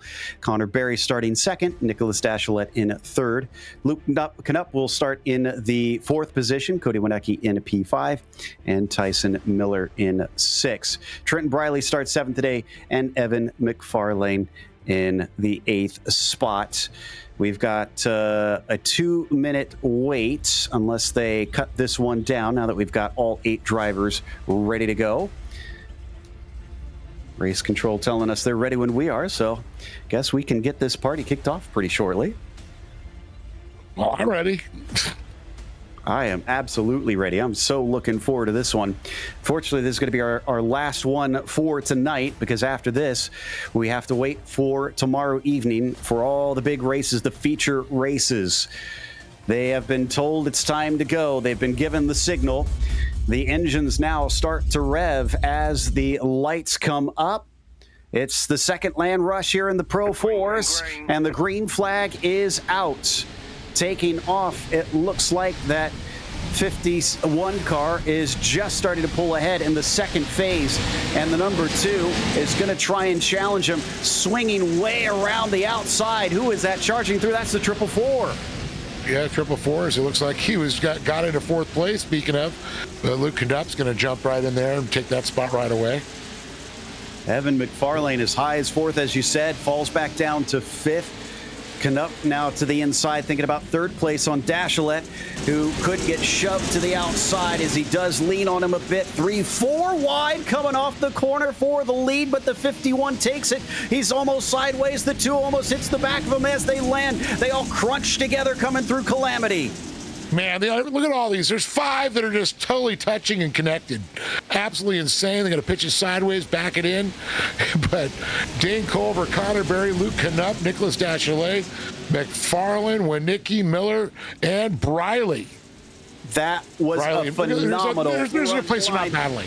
Look at that. Berry and Culver still fighting for the lead up at the front. And in all of this, nobody's been turned. This is fair running. Cuts underneath him. Tries to pull the slide job. Can't get the truck in front of him. The battle rages on. And it is a drag race now as they just about have completed the first lap. And Connor's going to move out there, try to take away that inside line away.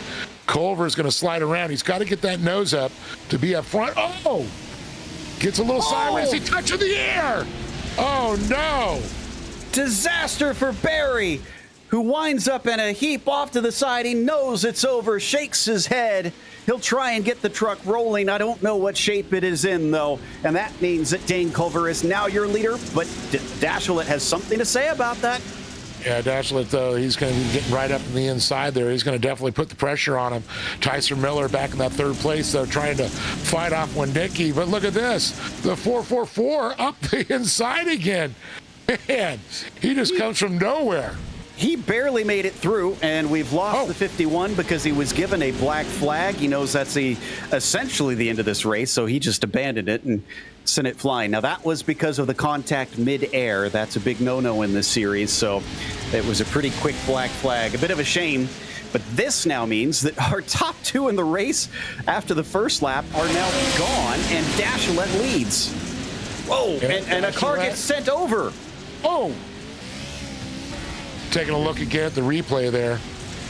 Oh, that was violent. Yeah. Yeah, there's broken parts. He's still running. Barry's actually in 6th place. He's passed Tyson Miller. He's trying to pass him. And there's the car that got sent over. And that's why he's trying to pass him. That was Tyson Miller, who just got a rude shove. And Dashalet out front there with Nicky Knupp. And the Knupp starts sliding backwards. McFarland, the 444s, I'll tell you, and the Knupp, he is off now. He's into the pits. Yeah, he's got a penalty for the contact. They didn't like that side-to-side contact there. I think it was maybe from a little too far back, and he runs into the side. Oh, no. Oh, Connor Berry got sent off into the weeds. We didn't see it on screen, but the returning Luke Knupp, who was coming back from pit lane, hit him in the side and sent him off track. Oh. Here it is. Yeah, we're going to pick it. Oh. What black cat walked in front of him? Yeah, I think it was a herd of cats. But he finds his way back in. Nice job. I didn't know there was a hole there, actually. So, yeah, it's a drop-off hole. I've slid down that hill walking across it. It's soft, let me tell you. I can only imagine. I've had to walk across a dirt oval many a times, and I learned how to pick your way carefully because your boots definitely wind up caked in mud. Yeah. Yeah. So last lap, Nicholas has the lead. Wienecke looks a little too far back at this point. And this has fallen into his lap a little bit. But now that it has, he has picked up the torch and he is running away. And Nick is going to be your winner in the Pro 4 Dash. Dashlett definitely going to be loving that going into tomorrow's final. Cody in second, and my goodness. Remember when we were talking about Evans squeaking through into this dash? And he finishes third. Now the question is, what's the invert going to be like? Because he works so hard for this third, and if the whole thing sends him to start in fifth, he's going to be a little bit irritated with that. But I mean, he should be proud of this race. Well, actually, when you're sitting third, you're okay because they kind of just flip you around. Yeah, that's true. Yeah, he only loses 2 spots. That's not too bad. You're right. Yeah, I mean, it's the guy that got the pole that goes, "What the heck?" Yeah, like Nick. And meanwhile, Luke Knupp, he got penalized for avoidable contact and then penalized for an unsafe pit exit. Oh boy, what a night for him. This was a wild Pro 4 dash as Nicholas Dashalet is your victor over Cody Wienecke in second and Evan McFarlane in third. Trenton Briley finished P4 and Tyson Miller, despite doing a rollover, finishes P5. Connor Berry was 6th, Luke Knupp 7th, and Dane Culver is last today as he decided his black flag was too much to try and deal with and DNF'd himself. Whew, okay. Ironically, we were told by race control this was going to be a bit of a calm night, and I think it was anything but. Okay, what? Somebody got a wrong prediction there. Willis. Yeah. Talk about Willis. I think we've got Nick ready to talk to us. Let's talk to the driver of the 23 and see if he's just as shocked as we are that he comes away with the victory of this one. And this was definitely one to celebrate for that number 23 as we get him up to us. Here we go. We've got Nick ready to chat away. Nick, we did not expect to win. Did you expect to win? I'm still trying to contemplate what just happened there. Like the seas parted in barn turn, and then all of a sudden I'm sitting behind Dane, and then I hear he has a black flag, and then all of a sudden I'm out front.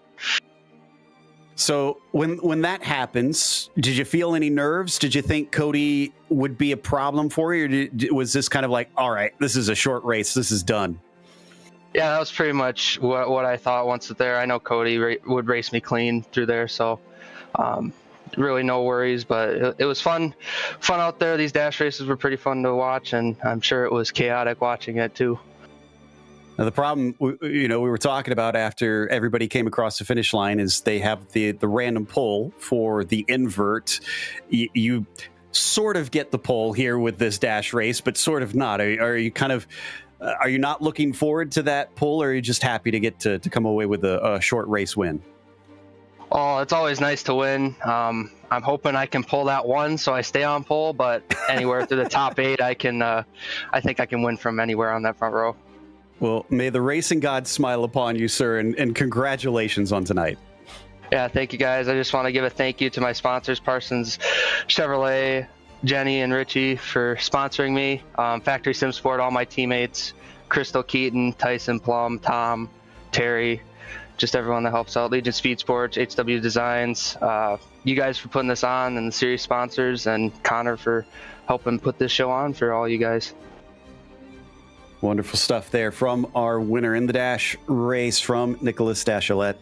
And I believe we've also got Cody Winecki ready to chat with us. The number 9 also inheriting a few spots, but couldn't quite move up to the top as Dave has caught up with him.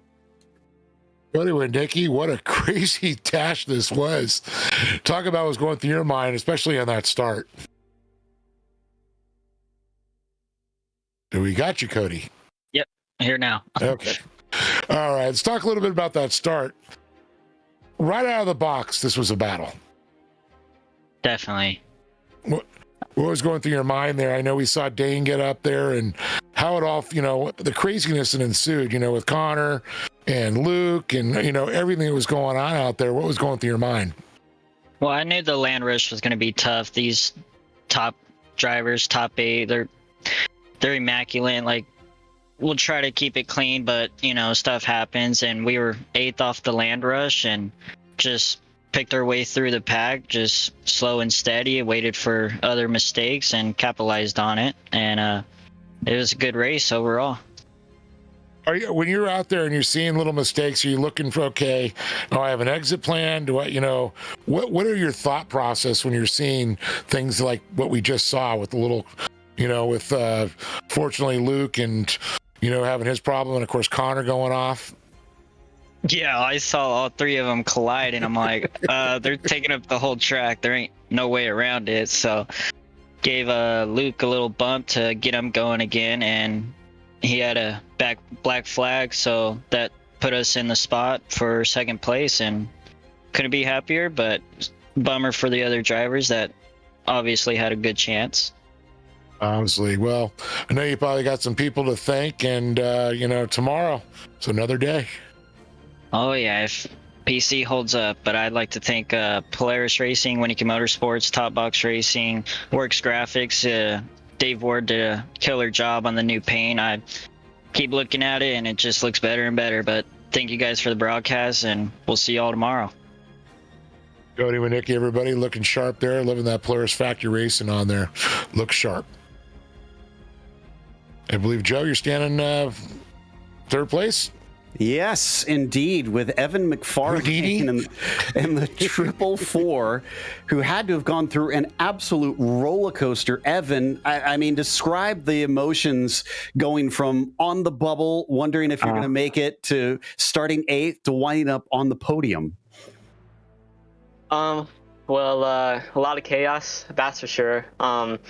I thought I was going to die like 10 times because I could just hear the cars next to me revving up, and yeah, that was interesting. That scared me. It's a bit different from Rallycross, but no, yeah, it was a good race. It was fun. It was very interesting. I saw Luke absolutely bomb the cowboy, and I was like, oh no.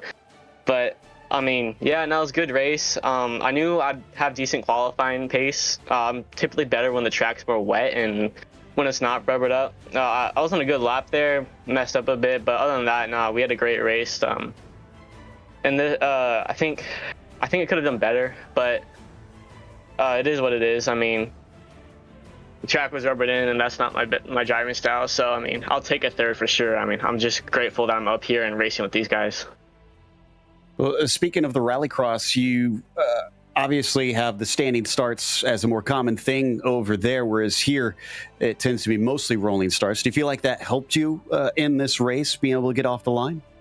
Yeah, absolutely. I mean, I feel like I have a bit of advantage there because I'm just used to just always having those standing starts. So yeah, it made it really easy for me, and I think I pulled a little bit on those guys when I looked to the right. So yeah, that made it great for me. I knew starting on the outside that if I just try to get on the dirt fastest or first. Shout out to Matthew for that, because he coached me before the race and told me about that, and that really helped me get that run. And I think I would have had that. I'd be side by side with the leaders, I think, if they didn't slide up. But I mean, that start definitely helped a lot, because I just had the track position. I was able to move where I could and just whenever I wanted, and I was able to take any opportunity I could just up there if the guys in front of me were battling and making mistakes.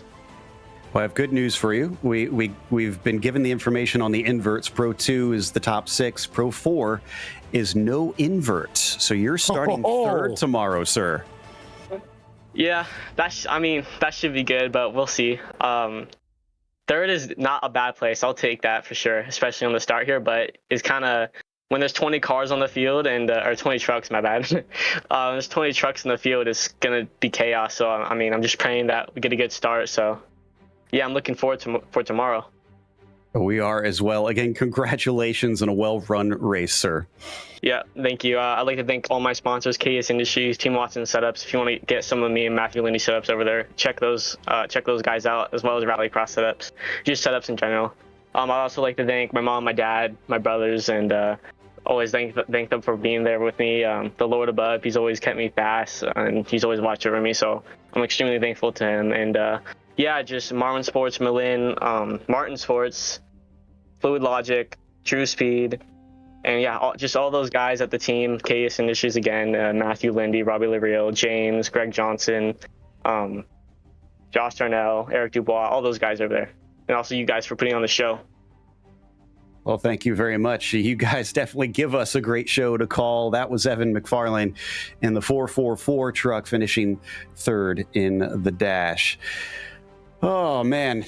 Again, Dave, we were told this is the calmer night. What can we expect tomorrow? Yeah, I know, it's crazy. You were to give old McFarlane a little nickname there. It's like maybe from Days of Thunder, like the Magic Man. Because I'll tell you, he was there, he wasn't, and all of a sudden he was there again in third place. I like that. Yep, he is the Magic Man now. He's earned himself that nickname, and that's going to wrap us up. So we'll disappear for not too long, because you can join us tomorrow night for the feature races at 6 p.m. Pacific. That's 9 p.m. Eastern. A big thank you, of course, to the organizers of the iRacing Short Course Series, as well as our team tonight, Hugo and Dave, along with Cameron Aubernon on social media behind the scenes. Thank you so much for watching tonight's broadcast of the AM Pressure Washing iRace Short Course World Cup. Until next time, race clean, race hard, and we'll see you on the track.